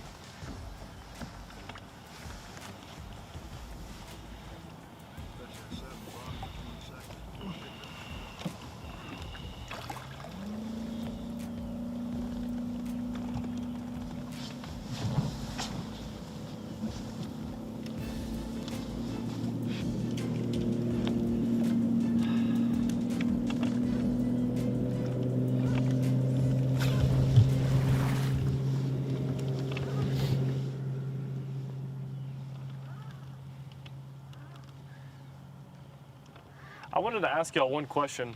We've, like, obviously live scope's getting popular and everybody's doing the live scope thing, suspended fish, but a lot of the boats that we've seen today, and including y'all, are dragging on the bottom, not fishing for the suspended fish, but like actually old school dragging. Is that something you think is like specific to this lake, or you think it's just what the fish are doing right now, or? I hadn't seen as many fish up in the water column today as I have been seeing. Not that I'm great at live scoping, but all of our bites today have been really moving something slow and on the bottom. So, I don't know. So you think it's just more of a condition thing, that fish just aren't up in the... cloud cover today, there's not quite as many up high as I've been seeing. I'm sure some of these guys that are targeting those fish all day will do well with them, but some of the place we started this morning, I had been seeing fish suspended over some brush and just off of some drops, and I really didn't see that this morning where we started. Gotcha. So the reason people aren't, we haven't seen as many people, but especially y'all aren't doing it either, but it's just because the cloud cover might have them down further. They're not even suspended. I think so, but like I said, I'm no expert at that scoping business. But normally I can pick one up here and there on a chatterbait or a scrounger, just making random casts on drops and over brush, and I hadn't had any of those kind of bites today. Very, very interesting. Well, we're going to back up and give y'all your space. Hopefully you'll keep filling the limit and have some big ones. We got some other guys around, so we're going to keep just trolling around and poking around, but we'll probably catch back up to y'all. All right, sounds good. There you have it. We got in close. Got a little scoping update. That does make a ton of sense. If it's not the fishes aren't suspended, then that makes a lot of sense. Why it wouldn't be. There's people who, like he said, there's people who that's what they'll do all day is just go look for those suspended fish the entire day. But he says the first couple spots he pulled up on where he had seen some suspended at practice, they just weren't. So I think that probably helps you make your decision on how you're going to fish for those fish. And then he said the weather conditions, the clouds may not have them. It may have them pushed down a little bit further. I don't know if that has to do with the fish not being able to see the bait as good, with it not being as clear. They can't pinpoint minnow or whatever up higher in the water column, so just stay down low. I don't know. Maybe we can find a scope expert out here somewhere. But it looks like, everyone we've seen is doing the same thing though. So I know Jason earlier with the Godwin twins. I don't know if are they twins or brothers? Can we confirm that? They're twins, right? Brothers. They're brothers. The twins are brothers. I don't think they're twins. They're not twins, they're just brothers. So, yeah. Just regular old fish catching brothers. Okay, so they're just regular old fish catching brothers. But Jason was saying that they were throwing some sort of minnow, but they were just like only looking for fish and throwing at the fish and catching them. So they must have, at least for a short period of time, were strictly scoping. Now I'm gonna mosey over to these guys. They're fishing a high spot, so I don't want to get in the way. I feel like I'm in the way.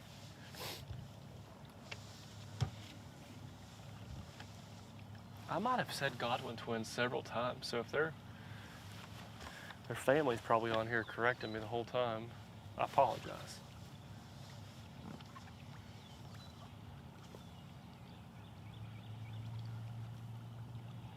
They gotta be about the same age though, right? Pretty close. And they could be, and I not know it, but I don't think they're twins. 30 people in a canoe?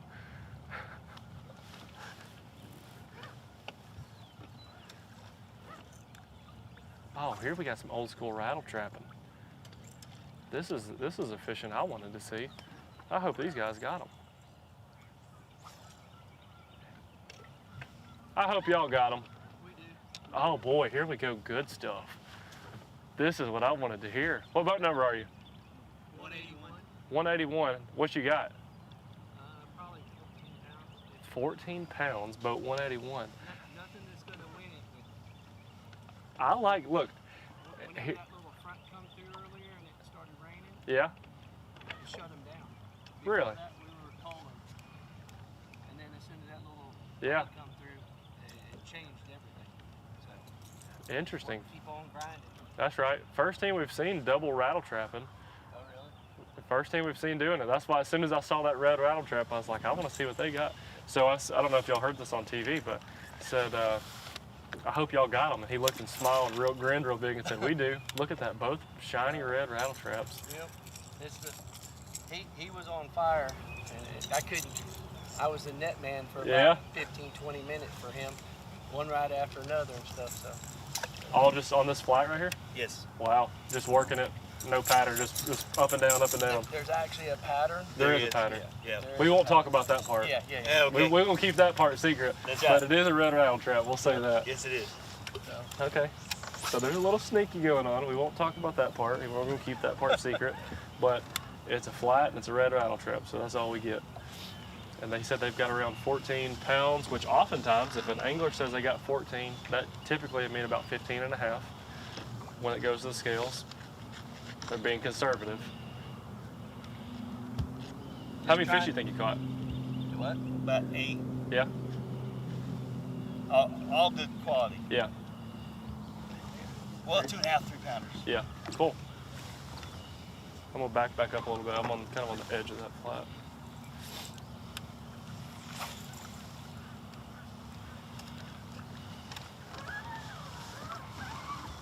And we're from Florida. From Florida, awesome.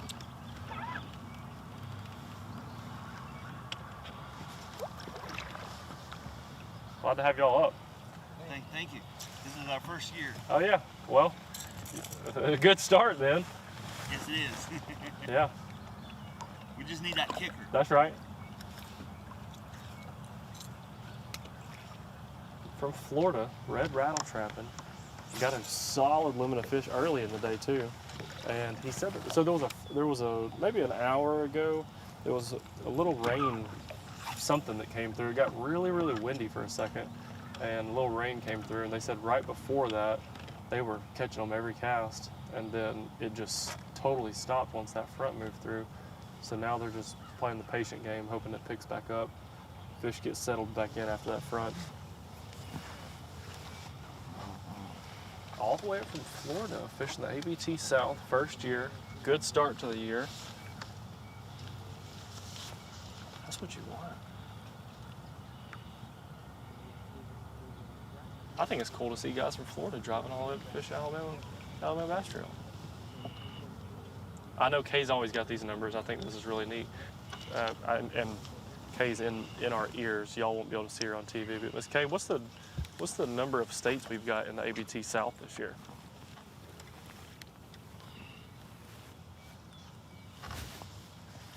We have 13 states in the Alabama Bass Trail this year. Wow. That's really cool.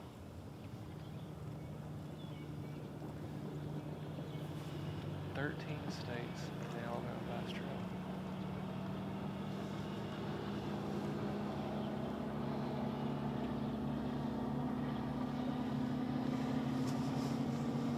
If you think about it, that's actually an extremely impressive number.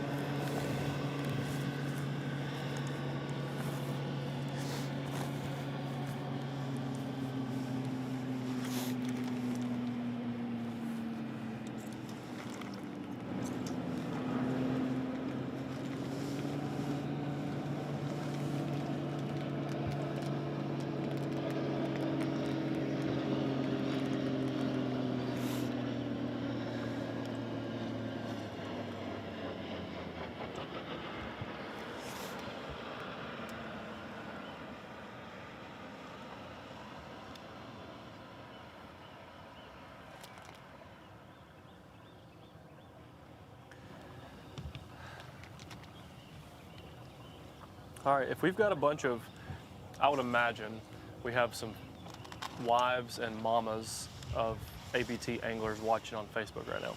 I've got a Facebook Live question. I just opened up, can we look at this really quickly?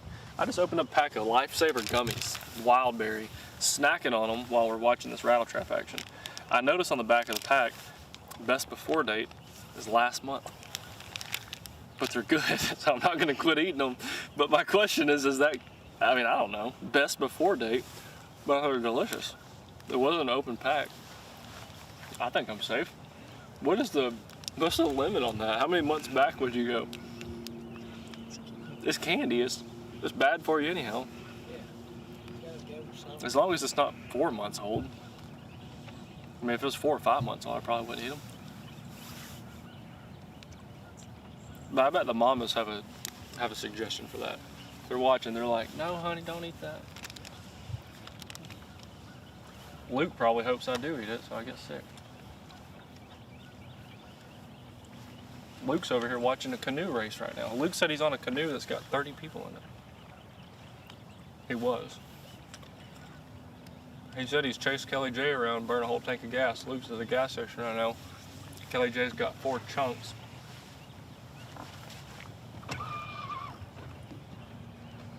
Hey, we got another boat pulled in, same flat.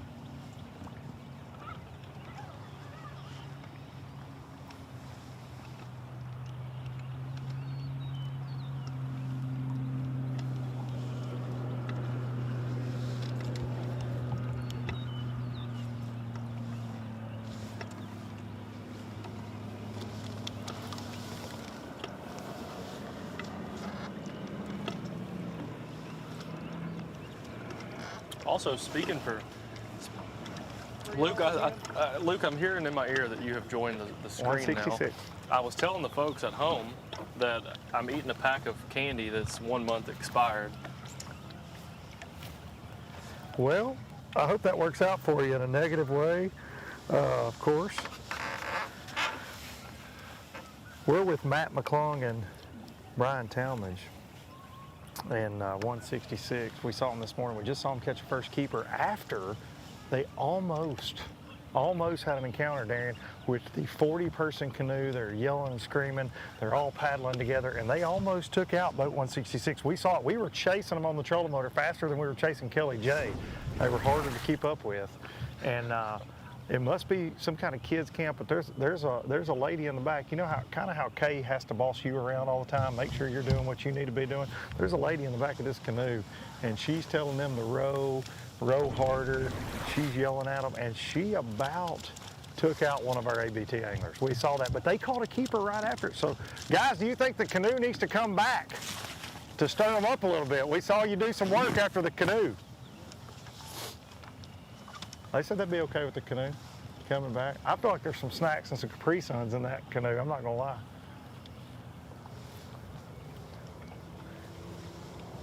We're not too far from the ramp, and I promise you, with my trolling motor on full throttle, I couldn't keep up with 40 people in a canoe. So listen, there's a lot to be said for live scope and all these fancy trolling motors and lithium batteries and all that, and we are grateful to have our leaderboard powered by folks at Pro Guide, but I saw 40 pro paddlers, and they were fast. They might need some little devs to reach ours because they were all under 12. It was child labor at its finest, but they were fast. Devs. Wow, that's incredible. It looks like we got a replay of that going on too. Yeah, I mean, look, that is paddle power at its finest right there. The big red machine is what Britton and I were calling it. You can't keep up with it. I mean, I have seen some trolling motors go over people's lines before. I have seen some close combat on the ledges of the Tennessee River sometimes, but I've never seen a paddle almost take out somebody's braid when they're trying to swim a jig. But I did today. You can mark that one off the list. How close were they? They were very close. They were very close, Darian. It was, and the folks at home are getting to look at that now, but they were a lot closer than I think Boat 166 hoped they would be. They said they're exactly what we thought we were going to be collided with. Now they're actually across the creek from us here. They're unloading all of those hard paddling children on the bank, and it'll take a minute to do that. Luke, they gonna sleep good tonight. You would appreciate this, but Luke, I just got a text from Alan Hayes, and he says, "I bet those lifesavers aren't as good as Miss Donna's breakfast casserole." We said we can guarantee that'll that. be a story that never gets let out.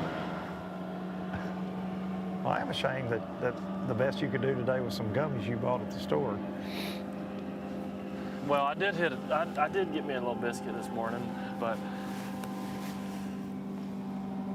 hey, I got two boats in front of me, Luke. Old school red rattle trap and a flat, and they said that they caught 8 chunks right before that little. I don't know if you heard that earlier, but said they caught 8 chunks right before that little rain front came through, and pretty much the bite stopped. But now we got another boat slid in here doing the same exact thing. I mean, this is a huge, obviously wide open. The lake, the new lake is a really big area, and there's a couple real shallow flats. We're sitting in 7 foot right now. Looks like they're probably up in 4 or 5 foot. But both of them red rattle trapping, and the other boat, it looks like it's doing the same exact thing. So we got some,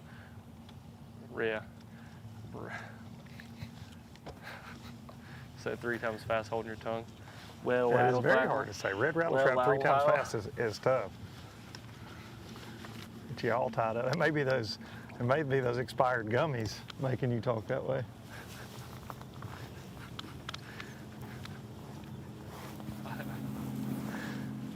You're gonna have a belly ache at the weigh-in. You ain't gonna be able to interview anybody. Guarantee. For me, Kay already said her bathroom in that little service and trailer is off limits. Smart of her to make it off limits to you. You know, you're talking about somebody else pulling in and doing the red rattle trap thing behind the team that you were already watching. That is the story of the day for me, is that it's just team after team after team pulling up on the same thing. You see a different approach almost on everything, but like we're back almost within 100 yards of where we started our day chasing anglers, and we have seen one little island of grass right here by the ramp. Absolutely, just it has seen some action so far today. This is actually where we saw Brian Stifler this morning as well in the same area. He got 3 keepers out of it. We saw Chris Rutland, Kobe Carden in here. But there are so many boats. I know you guys can hear that through my mic, but there are so many boats in this creek. We're trying to make our way to the back of it. We got a couple teams on the tracker that are way in the back that have not been out. They've been in there all morning, and we're trying to do that, but you know, I got distracted by the red canoe, and that happens. So I think that's an interesting thing, Luke. I talked about it in my last tournament that we covered at Logan Martin, but I remember one time Marty Stone was talking about that. I don't know if that's what you just said, but Marty Stone was saying that on their iPads, you could always see where all the boats go, but a lot of them would hit the exact same spot many, many, many times in a day. But the interesting thing is that boats would keep catching fish off that same spot, and he mentioned a dock. And every time that people would pass by this one specific dock, they would catch fish. And then you know how you get like trying to play defense around it and work one side and then hurry and get back to it. And he said people were doing that all day long, and then as the dock would free up, someone else come in and catch fish on that. I think it's very interesting, especially this time of year, swimming a jig, and you think when you catch a fish in an area like that where it's very shallow, you expect there's only 1 or 2 fish in that spot, and if you catch 2 fish, you kind of have in your mind like that spot's probably done now. But I'd be curious to hear how many of the guys that you've seen today caught fish on that exact same stretch. I always think that's interesting because as a former tournament angler myself, that kind of stuff would always bug me out. If I saw a guy fishing down the stretch I wanted to fish, especially 2 or 3 or 4 people throughout the day, I'd be like, man, there ain't gonna be fish there anymore. But I don't think that's the case. I think they reload a lot faster than we think they do. I think they do, and I think this time of year, you're in this pre-spawn, you know, late winter, early pre-spawn, and these fish are moving around a lot. And I've said that a couple times today. You may see somebody fish down the stretch and not get a bite, and the next guy may roll in and catch 20 pounds. I mean, these fish, especially following shad around and things, like they don't stop moving. And that's, you know, something we've learned through live scopes, how much bass actually just never really just slow down. So you see a lot of that, and then with the boat pressure, they're going to get moved around a little bit too. So I think it's timing is everything. That's what 2 or 3 of the anglers we've talked to, especially the shallow water guys, they're like, we know it's just a timing thing. We got to get our timing down. We pull up on the right stretch. When they're wanting to fire, we're going to be able to catch them on a swim jig. We're going to be able to catch them punching, flipping around. So it's definitely, I think this tournament will go down. Some in the top 10 for sure, and maybe one up in the shallow grass. I just believe that there's too many guys doing it. There are too many big largemouth in this lake, and I know we've seen some great spotted bass action today, but man, these guys are wearing this grass out. You got to think somebody's going to hit the right stretch at some point. I wonder how much a guy like a Kobe Carden or any of these guys who are known shallow water grass guys, I wonder how many times they're hitting the same stretch of grass in a day. Like you said, it's a timing thing. You got to pull up when they're biting. But I wonder how many times those guys are hitting the same exact spots throughout a day. You know, I feel like they don't repeat a lot unless it's maybe a live scope area or something like that. They fish, they seem to, from watching them, they seem to fish real specific things. And I've known those guys for a lot of years, and they never sit in one place for very long. So I think they try to constantly keep moving, keep a bait, at least in their mind, in front of fresh fish. But like we said, 225 out here, they might not be fresh, but they might be ready to bite when you pull up on them. So I want you guys to take a look. Welcome, Jason is joining the party. The canoe crew over here is now on paddle boats, but I want you to see across the creek here from where we're at, all the tournament boats. We're just right down from the state park ramp and the creek here, and you can see Britton's going to pan around for the folks at home. They're just tournament boats stacked up in here. It makes our job a lot of fun though, because we get to talk to a lot of people, and Miss Kay said if we do a good job, I get to go off that water slide right there by the end of the day too, and that looks pretty awesome. So this creek is stacked up, and actually, I'm excited to hear Jason's on live. What kind of weight y'all got? Yeah, I've been missing Jason. 12 pounds. I have too. We got some room for improvement. We got 3 small ones. Gotcha. So they got about 12 pounds. Bradford and Morgan, boat number 16.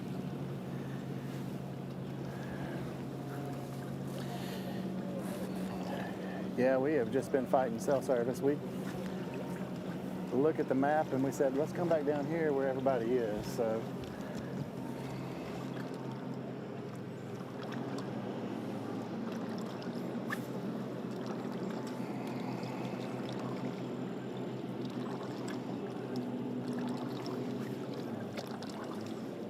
guys, we've been chasing y'all around a minute. Yeah, I thought so up Y'all there. are avoiding us a little bit. I have no idea. I was like, we'll just try and keep up. We'll find you here in a minute. So the good thing is I got a tracker on you, so. Coming in and out, I didn't pay no attention. Yeah. Every time we got close, he was pulling the trolling motor. We like to run around. How was it in practice? Pretty good. We got a really good late afternoon bite. So we're kind of hoping for an early boat number, which I'm not happy with. But I hope the last 3 hours we just go. So everything you got right now, you consider a bonus then, I guess. Sure. Yeah, that's good. Looking for that afternoon bite. Maybe not everything, but we got 1 week away. Okay. Yeah, we got a lot of room to move up. We just need to get some good bites. We had the bites yesterday, and if we get some of those bites, we'll be good.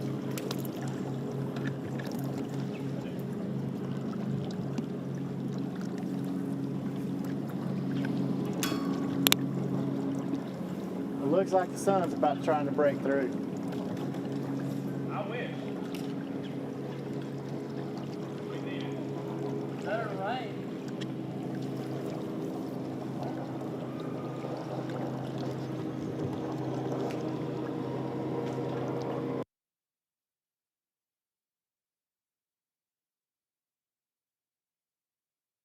The Alabama Bass Trail, brought to you by Halo Fishing, Net Bait, Bait Fuel, Snag Proof.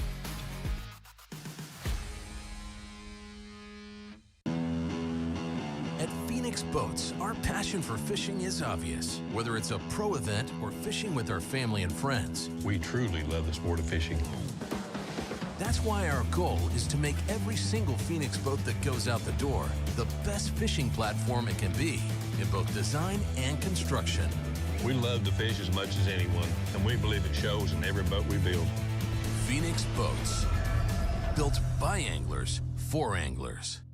It's that time of year. The Landers-McClarty Chevrolet Red Tag event is on. We're talking $15,000 off select new Silverado 1500s. That's a holiday savings extravaganza. The 2024 Equinox is here. It's easy on the gas, easy on the eyes, and easy on the payments too. As low as $196 a month for a brand new 2024 Equinox. It's the Landers-McClarty Chevrolet Red Tag event, saving you a whole lot of green. Only at the big store on University Drive in Huntsville.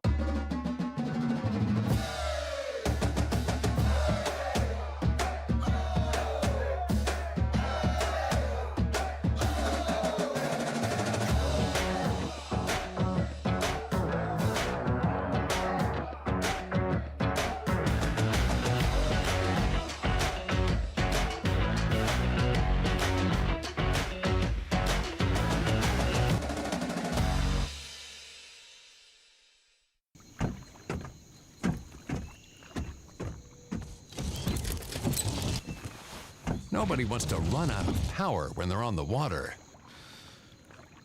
There is a better way. Introducing the Charge Marine Power Management Station from PowerPole that does the work of 3 devices: a traditional battery charger, a charge on the run, and an emergency start system. PowerPole Charge. Let's go! Ooh, I love it. Let's go. I think we should get some more. Let's go! And she got it good too, T-boned it. Let's go. I love it. Cheers. Let's go. Jack's Chicken Fingers. Fresh, never frozen, hand-breaded chicken. Made the Southern way. Every day at Jack's. Jack's famous crinkle cut fries. Hot, crispy, and delicious. They're the perfect side to any meal at Jack's. Jack's Chocolate Chunk Cookie. Warm, delicious, and... hold on a sec. What about all 3 for just $6? Yeah, that's better. Jack's 3-piece chicken fingers with handmade dipping sauces, fries, and a cookie for just $6. They're even better together. Welcome back to the Alabama Bass Trail South Division, Lake Jordan with Tumpka, Alabama, 6,600 acres. This lake has played host to the Bassmaster All-Star event back several years ago. You saw KVD take that title. But we've been here. This is our 9th visit to Lake Jordan. It has hosted 7 regular series events, 1 Alabama Bass Trail 100 and an Alabama Bass Trail Championship. So we've been here January, or February, June, January, October. We've covered the gamut here at Lake Jordan. It's always produced, and we're looking forward to seeing what the weights look like today at 3 o'clock when fish start coming across the stage. Flights will be 3 o'clock till 5 o'clock, and then we'll wrap up sometime around 5:30, hopefully getting all of those checks handed out. $15,000 for the first place. That's new for 2024, and paying out over $64,000 for a one-day tournament and a $320 entry fee. So 225 teams signed up for this event back in August of 2023, sold us out in under 30 minutes, and they've been waiting ever since August 15th to get right here, to blast off this morning, to hear that national anthem and get going here on Lake Jordan. It's going to be a fun year on the Alabama Bass Trail South Division, kicking off at Lake Jordan, then going on to Lake Martin. That is just a little bit more, I guess, east of here. We'll be going there March the 9th, then moving on back up to Logan Martin Lake on April the 13th, heading on down to the Alabama River on May the 11th, and then finishing off the season at Lake Eufaula on June the 15th of 2024. So an action-packed season here on the Alabama Bass Trail South Division, but our next tournament will be up north on a big fish lake, Pickwick Lake in Florence, Alabama. A lot of smallmouth there, a lot of largemouth there. It's going to be fun to get up to Pickwick, but right now we've got some business to handle here on Lake Jordan. I do see that you've got Frank Bradfield, Tyler Morgan is still on your still on camera here, so we're going to try to get back out to them. And I think the team that we saw, boat number 150, J.J. Atwell and Steve Foltz, had 5 fish for somewhere between 17 and 19 pounds. So we're going to get back out on the water with Jason. He is with Tyler Morgan Tyler Morgan and Frank Bradfield. So let's get back out on the water. Yeah, we are still struggling for a little cell service here, but we're going to kind of ease back down a little bit more towards the ramp. So it looks like if we pull up our trackers, this is pretty much where everybody is right now. We made the run up towards the dam. There are a few guys up that way.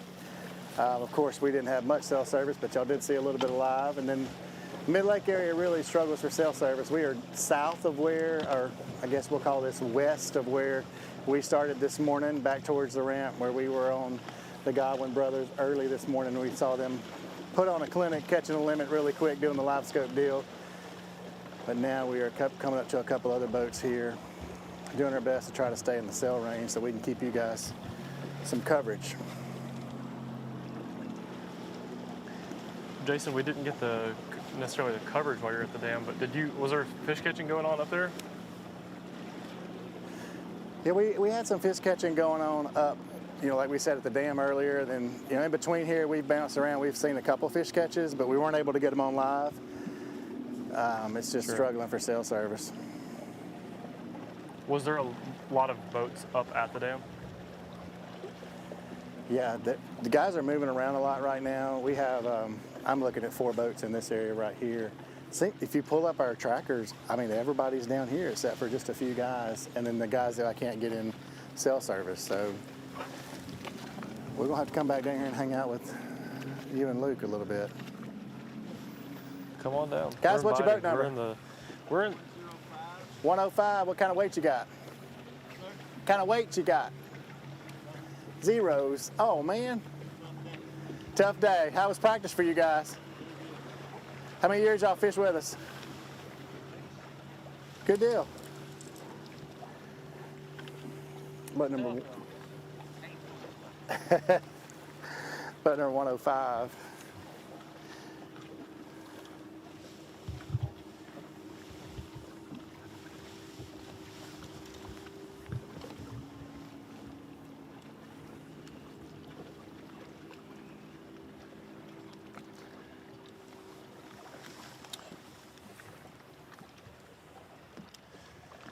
Jason, I don't know if you missed this earlier, but we're on boat number 199 and down in the new lake, and we pulled up on them right as it started.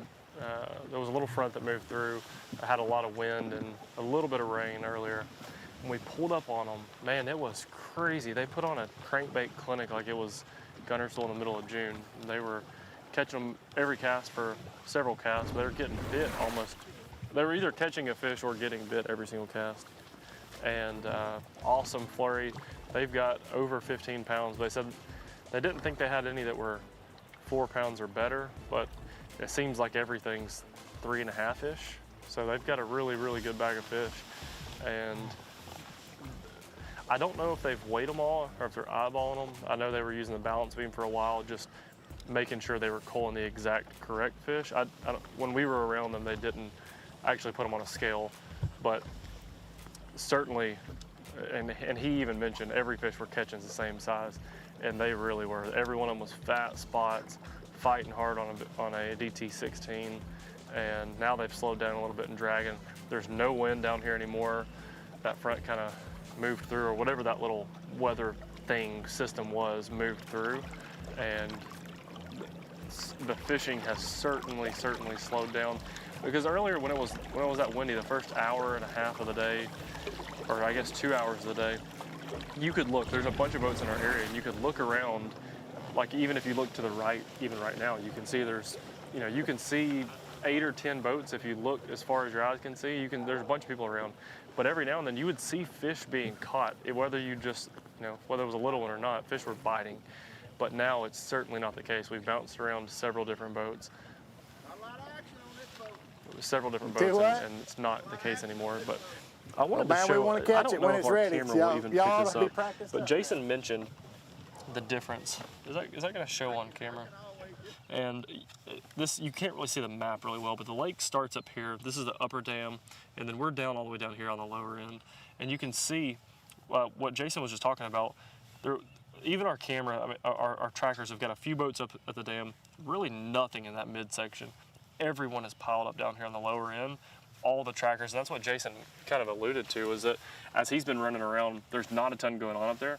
Obviously, there's limited cell service, but looks like there's nobody's catching them up there either. So it's kind of cool to get back down. Everybody's in the same area, and hopefully this, whatever this is, I don't know if the fish bit really good in that storm, or not storm, but that little front, and now they're kind of in a little funk. Hopefully, going to get set back up, but they'll definitely start biting again at some point, just because it's, you know, it's the time of year where that happens. Like Luke was saying earlier, anytime fishing in February, pre-spawn,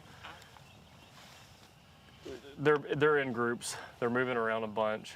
We've seen that just as we were talking about earlier. We were sitting off of a spot, and on live scope you could see the fish moving from. And now we were I'll call it 2 casts away from this boat that we were covering earlier, and it was like the whole school that they were fishing for ended up under our boat. We're way off these guys and way off of the spot that they were wanting to fish at, and so you can definitely tell fish are moving. There's a hook set. Oh. So the fish are moving, and I think it's just a matter of time before these fish set back up where they need them to be at and start chewing. But it's been an interesting day, for sure.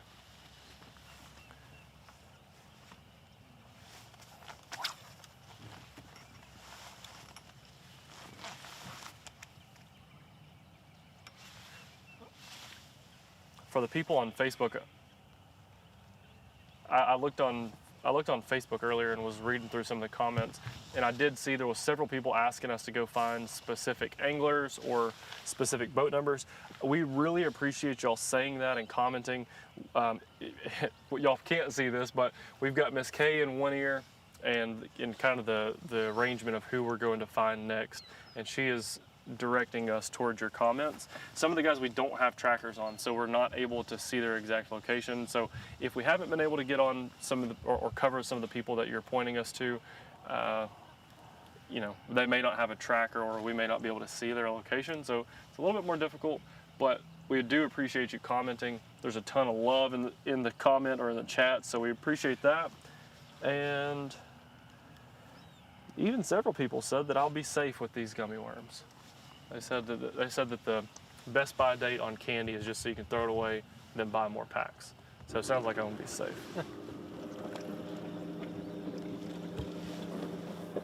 And I'm glad at this specific moment that Luke Duncan is not on live, because he would have something to say back to that. So we're moving there.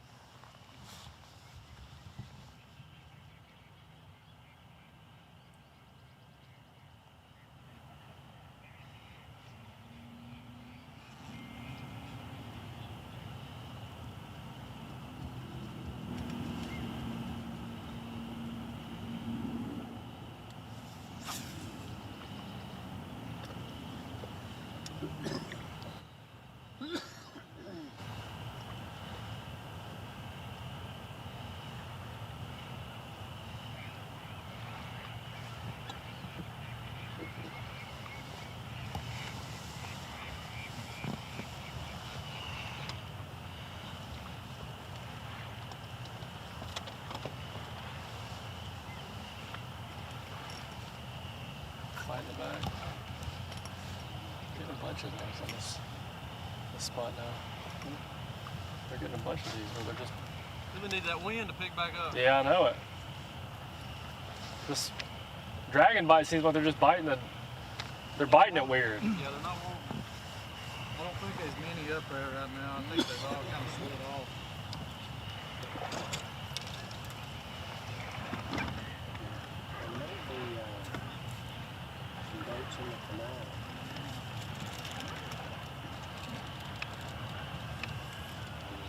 Yeah.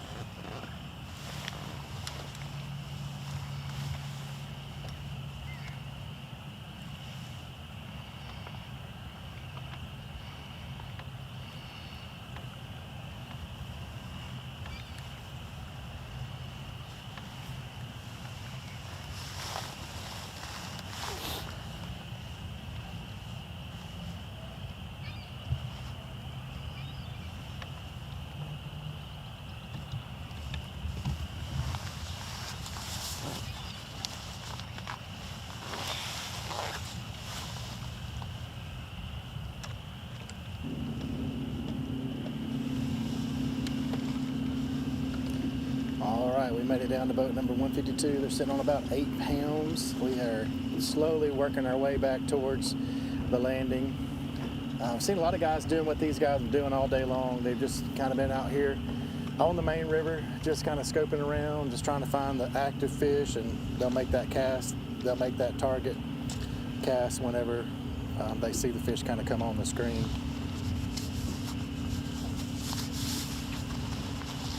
So this is boat 152, Blake Davenport and Zach Lightsey.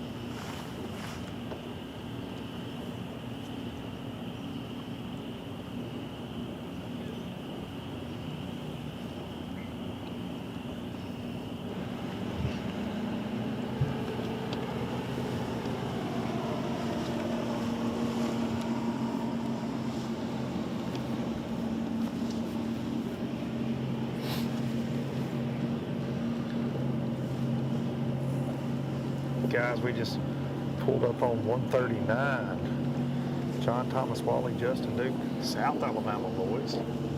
And we've been trying to stop on them for a few minutes. And they're running and gunning, swim jigging around, fishing as much grass as they can cover.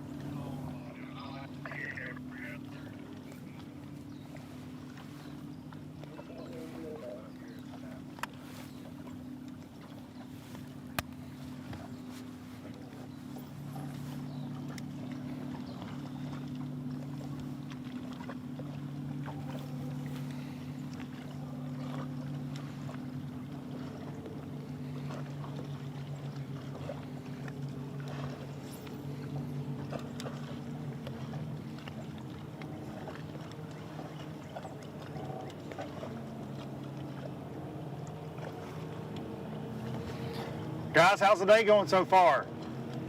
Pretty slow so far. We got two. 2 fish in the box.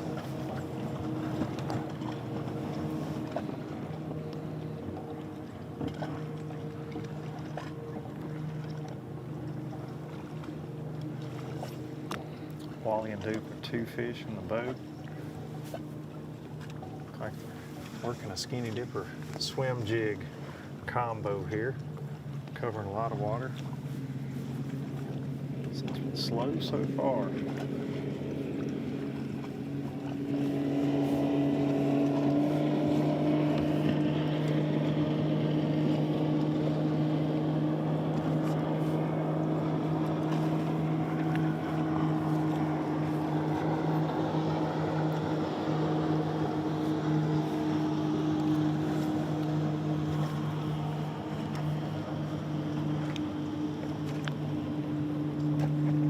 If we had as many 5-pounders as we did boats today, we'd all be doing pretty good. Oh, I know, right? It's growing. They're cruising around today. Is the plan to stick with, we've seen you guys bounce around 2 or 3 different shallow spots. Is this kind of the plan for the rest of the day? Yeah, that's how we called them in practice. We just hope it picks up. There's a lot of pressure, but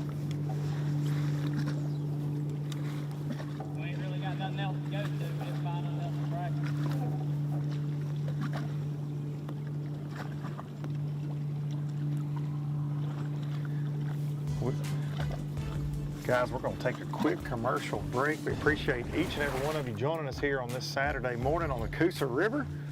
And we'll be back on the other side for more live ABT action presented by M First.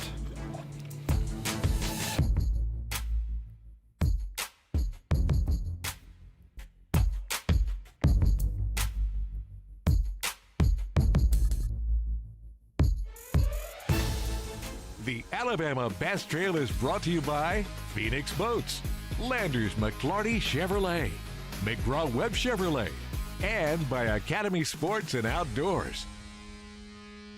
At Phoenix Boats, our passion for fishing is obvious. Whether it's a pro event or fishing with our family and friends, We truly love the sport of fishing.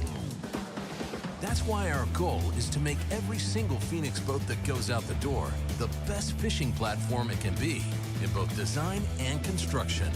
We love to fish as much as anyone, and we believe it shows in every boat we build. Phoenix Boats, built by anglers for anglers. It's that time of year. The Landers McClarty Chevrolet Red Tag event is on. We're talking $15,000 off select new Silverado 1500s. That's a holiday savings extravaganza. The 2024 Equinox is here. It's easy on the gas, easy on the eyes, and easy on the payments too. As low as $196 a month for a brand new 2024 Equinox. It's the Landers McClarty Chevrolet Red Tag event, saving you a whole lot of green. Only at the big store on University Drive in Huntsville. Welcome to Minnow King. How can I help you? Everything looks good. I'm friggin' starving, man. Been spawning all morning. Ugh, TMI, bro. What do you want? I'll take a Crush City freeloader and gizzard shad. Anything to drink. Water. Pull ahead, please. Welcome to Minnow King. We're gonna have what he's had. Yeah, throw me in a Ned BLT, too. Pull ahead, please. Calm down. Quit feeding him so much. Hey, man, I'm trying to, man. If you overfeed him, he's gonna hide under a log. The perfect checking account doesn't exist. Not at a bank, that is. So why do you keep looking there? At AmFirst, you can get no minimum balance or monthly fees, an instant issue debit card, and free checks with unlimited check writing. But who doesn't want more? Like a rewards program you'll actually use, and convenient digital tools that make it easy to manage your account from anywhere. Now you could try and find that at a bank, or you could save yourself the trouble by checking with us. Stetson Blaylock, Todd Auten, Hank Terry, let's go! Garmin Live Scope, I tell you right now, if you don't have it, you are behind. It's just wild. It's like a video game. If you do not have that Garmin Live Scope, you are definitely missing out. Bassmaster Classic Champion!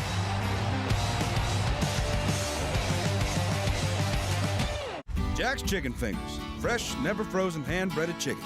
Made the Southern way. Every day at Jack's. Jack's famous crinkle cut fries. Hot, crispy, and delicious. They're the perfect side to any meal at Jack's. Jack's Chocolate Chunk Cookie. Warm, delicious, and... hold on a sec. What about all three for just $6? Yeah, that's better. Jack's 3-piece chicken fingers with handmade dipping sauces, fries, and a cookie for just $6. They're even better together.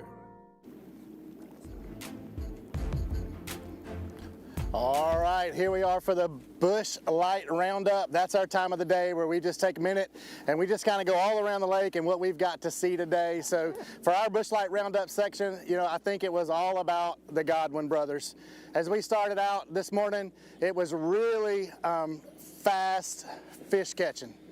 You know, so they were live scoping right out in the middle of the lake. It was just really not very far, just right up the lake from where we are right now. They made the run straight there. They put the trolling motor down, they put their head down, and it was just a few minutes into it, they started catching fish. So we saw them catch up to, about 18 pounds, I think it was, if my numbers are right. So they were really pushing that close to get there. When we left them, we made a long run all the way up to the dam. We had CJ Knight and his partner up there. We were in cell service for the camera, but we weren't on cell service so that we could hear it for live. But you got to see some action of them catching a couple fish while we were up there. There weren't many teams up in that area. Usually we see a lot of teams kind of make that run up there towards the dam. Today, what I've seen, most of the teams have kind of hung out right here in this area and then right back there towards the landing. So we had a little shower this morning that kind of turned the fish on, and then the sun came out. We had a little break during the day right there where the sun came out. Well, what I can say right now is the rain is starting to fall again. And what I think that's going to do for these guys is probably turn those fish back on, because it's really just kind of been a lull here for the last hour or so of just not having a lot of fish bites, and that sun really kind of popped out. So I think from now on, between here and weigh-in, we're going to see a lot of fish catching that we don't actually get to see on live, but they're going to get to hold them up on screen. Darian, tell us a little bit about what you're seeing on your end of the lake.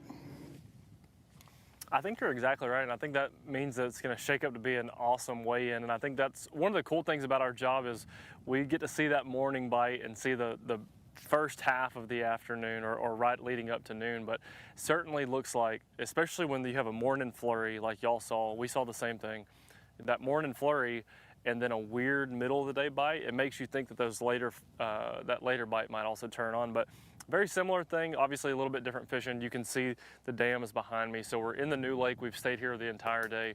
We started at the mouth of this new lake and watched probably, I don't know, 20-ish boats probably came in here. I bet we've seen 30 boats total today, all in this lake. But the interesting thing is, not a lot of boats are leaving out from what we've seen. It's like all the same guys, all the same boats that we've been bouncing around to all day. I can still see where we've covered them at hour, 2, 3 hours ago. And so interesting to see. I would love to, we've bounced back and talked to some of them, and they haven't started catching them, or for the ones that haven't started catching them, but they're still here, which means that they're confident in the fish that are here, because there's a ton. We have seen that, and we've seen the flurries, that crankbait flurry earlier today. But like you said, once that rain came in, that little front came in, and then as soon as it stopped, the wind got dead slick, the bite totally shut down. And some of the guys that we've bounced around to that haven't made it on live, they're not, honestly, they're not very happy. I don't know if they wanted to get in on that morning bite and just didn't catch that window, and now they're like waiting on this another biting window, or what happened. But anyhow, I think the main highlight for us was that boat number 199 that put on an absolute crankbait clinic with a DT16, and they were catching them. I mean, it was a lot of fun. Hopefully a lot of that made TV or made the live, and if it doesn't make live, I know that it's going to make the TV show. I believe Kay said, and I know she'll correct this later on, but she said, I believe the TV show comes out on April the 14th. And so hopefully that's going to be an awesome TV show. But thank you guys all for on Facebook, YouTube, wherever you're watching the video at. We appreciate your support and all the comments. And that's our job. So we really appreciate you joining in this Saturday morning. And I believe Luke Duncan is set up and ready for me to throw it over to him. Darian, I'm not surprised at all that some of those anglers were in a bad mood that you pulled up on them. I think that probably had nothing to do with the bite, but that's just me. Brenton and I have been running around trying to find somebody catching fish, and we haven't been as fortunate as you and Jason this morning. We've been snake bit today, and we've burned a lot of gas. We're just right here by the state park ramp where we're winding this up, and we have chased boats, I feel like, in circles. All these shallow water guys are just running grass bed to grass bed to grass bed. It's been a lot of fun to try to keep up with them, but we haven't seen a lot of catching going on. That being said, a lot of the guys we talked to did have fish, and they had good fish. So that bite is definitely happening. For me, between now and when we start weighing them in here at the state park ramp, it's a lot of time left. The sun is peeking through at times. Will that shallow bite start to heat up and catch up with those guys that are out there slinging a DT16 like you've seen, and like Jason saw those Godwin boys out there live scoping? I still think there will be some big largemouth brought in here this afternoon. They're going to come up there and hopefully win them some of that $1,000 Mountain Dew big bass money, and maybe take home $15,000 plus all the bonuses this afternoon. It's going to be a lot of fun. Make sure if you're in this area, you come and join us. We're going to have a good time here at the weigh-in. Miss Kay, another fun day on live. Hopefully we didn't do anything to get in too much trouble out here on the Coosa River for ABT Live.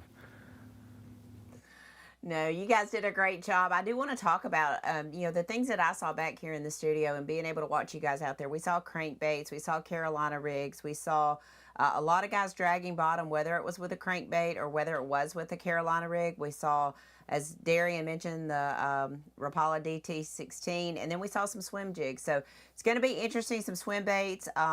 The other thing that I thought was really neat, we saw guys that were on the bank. We saw guys fishing grass. We did see guys out in the middle kind of fishing some humps.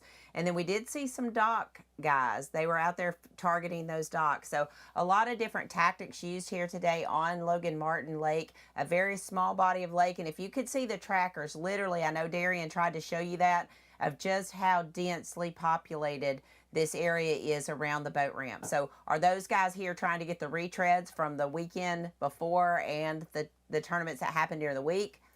It'll be interesting to see. We did see some quality fish caught here on Lake Jordan this morning, and we're looking forward to getting on to the weigh-in at 3 p.m. today. Again, the weigh-in starts at 3 p.m. That's Central Standard Time here in Alabama. There is no bleacher seating here at the state boat ramp, so if you're planning on coming out, please bring your lawn chairs. Unfortunately, the boat ramp is kind of the way the parking is. You can't really pull your truck up and sit on the tailgate, so please make sure you bring your lawn chairs. Luke will be on stage, Darian will be interviewing off stage, Jason will be updating social media, and I'll be running around like crazy. But stop us, say hello to us. We'd love to meet you, get your photo made with some of the guys, and we would love to see you out here at Lake Jordan at the State Boat Ramp. Here, if you can't be here, check us out on alabamabasstrail.org, on Facebook, or on YouTube at Alabama Bass Trail TV. Thank you for tuning in today. We'll be back at 3 p.m. Have a great day.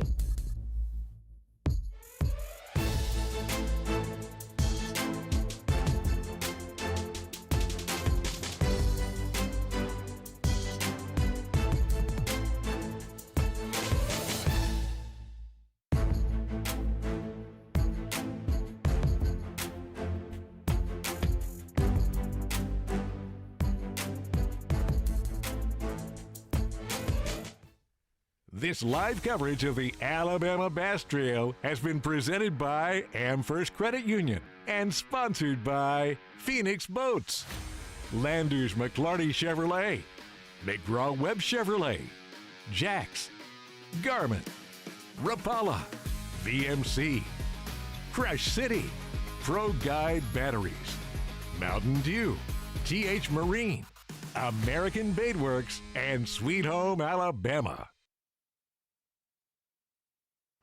The Alabama Bass Trail is sponsored by Rapala, VMC, Crush City, TH Marine,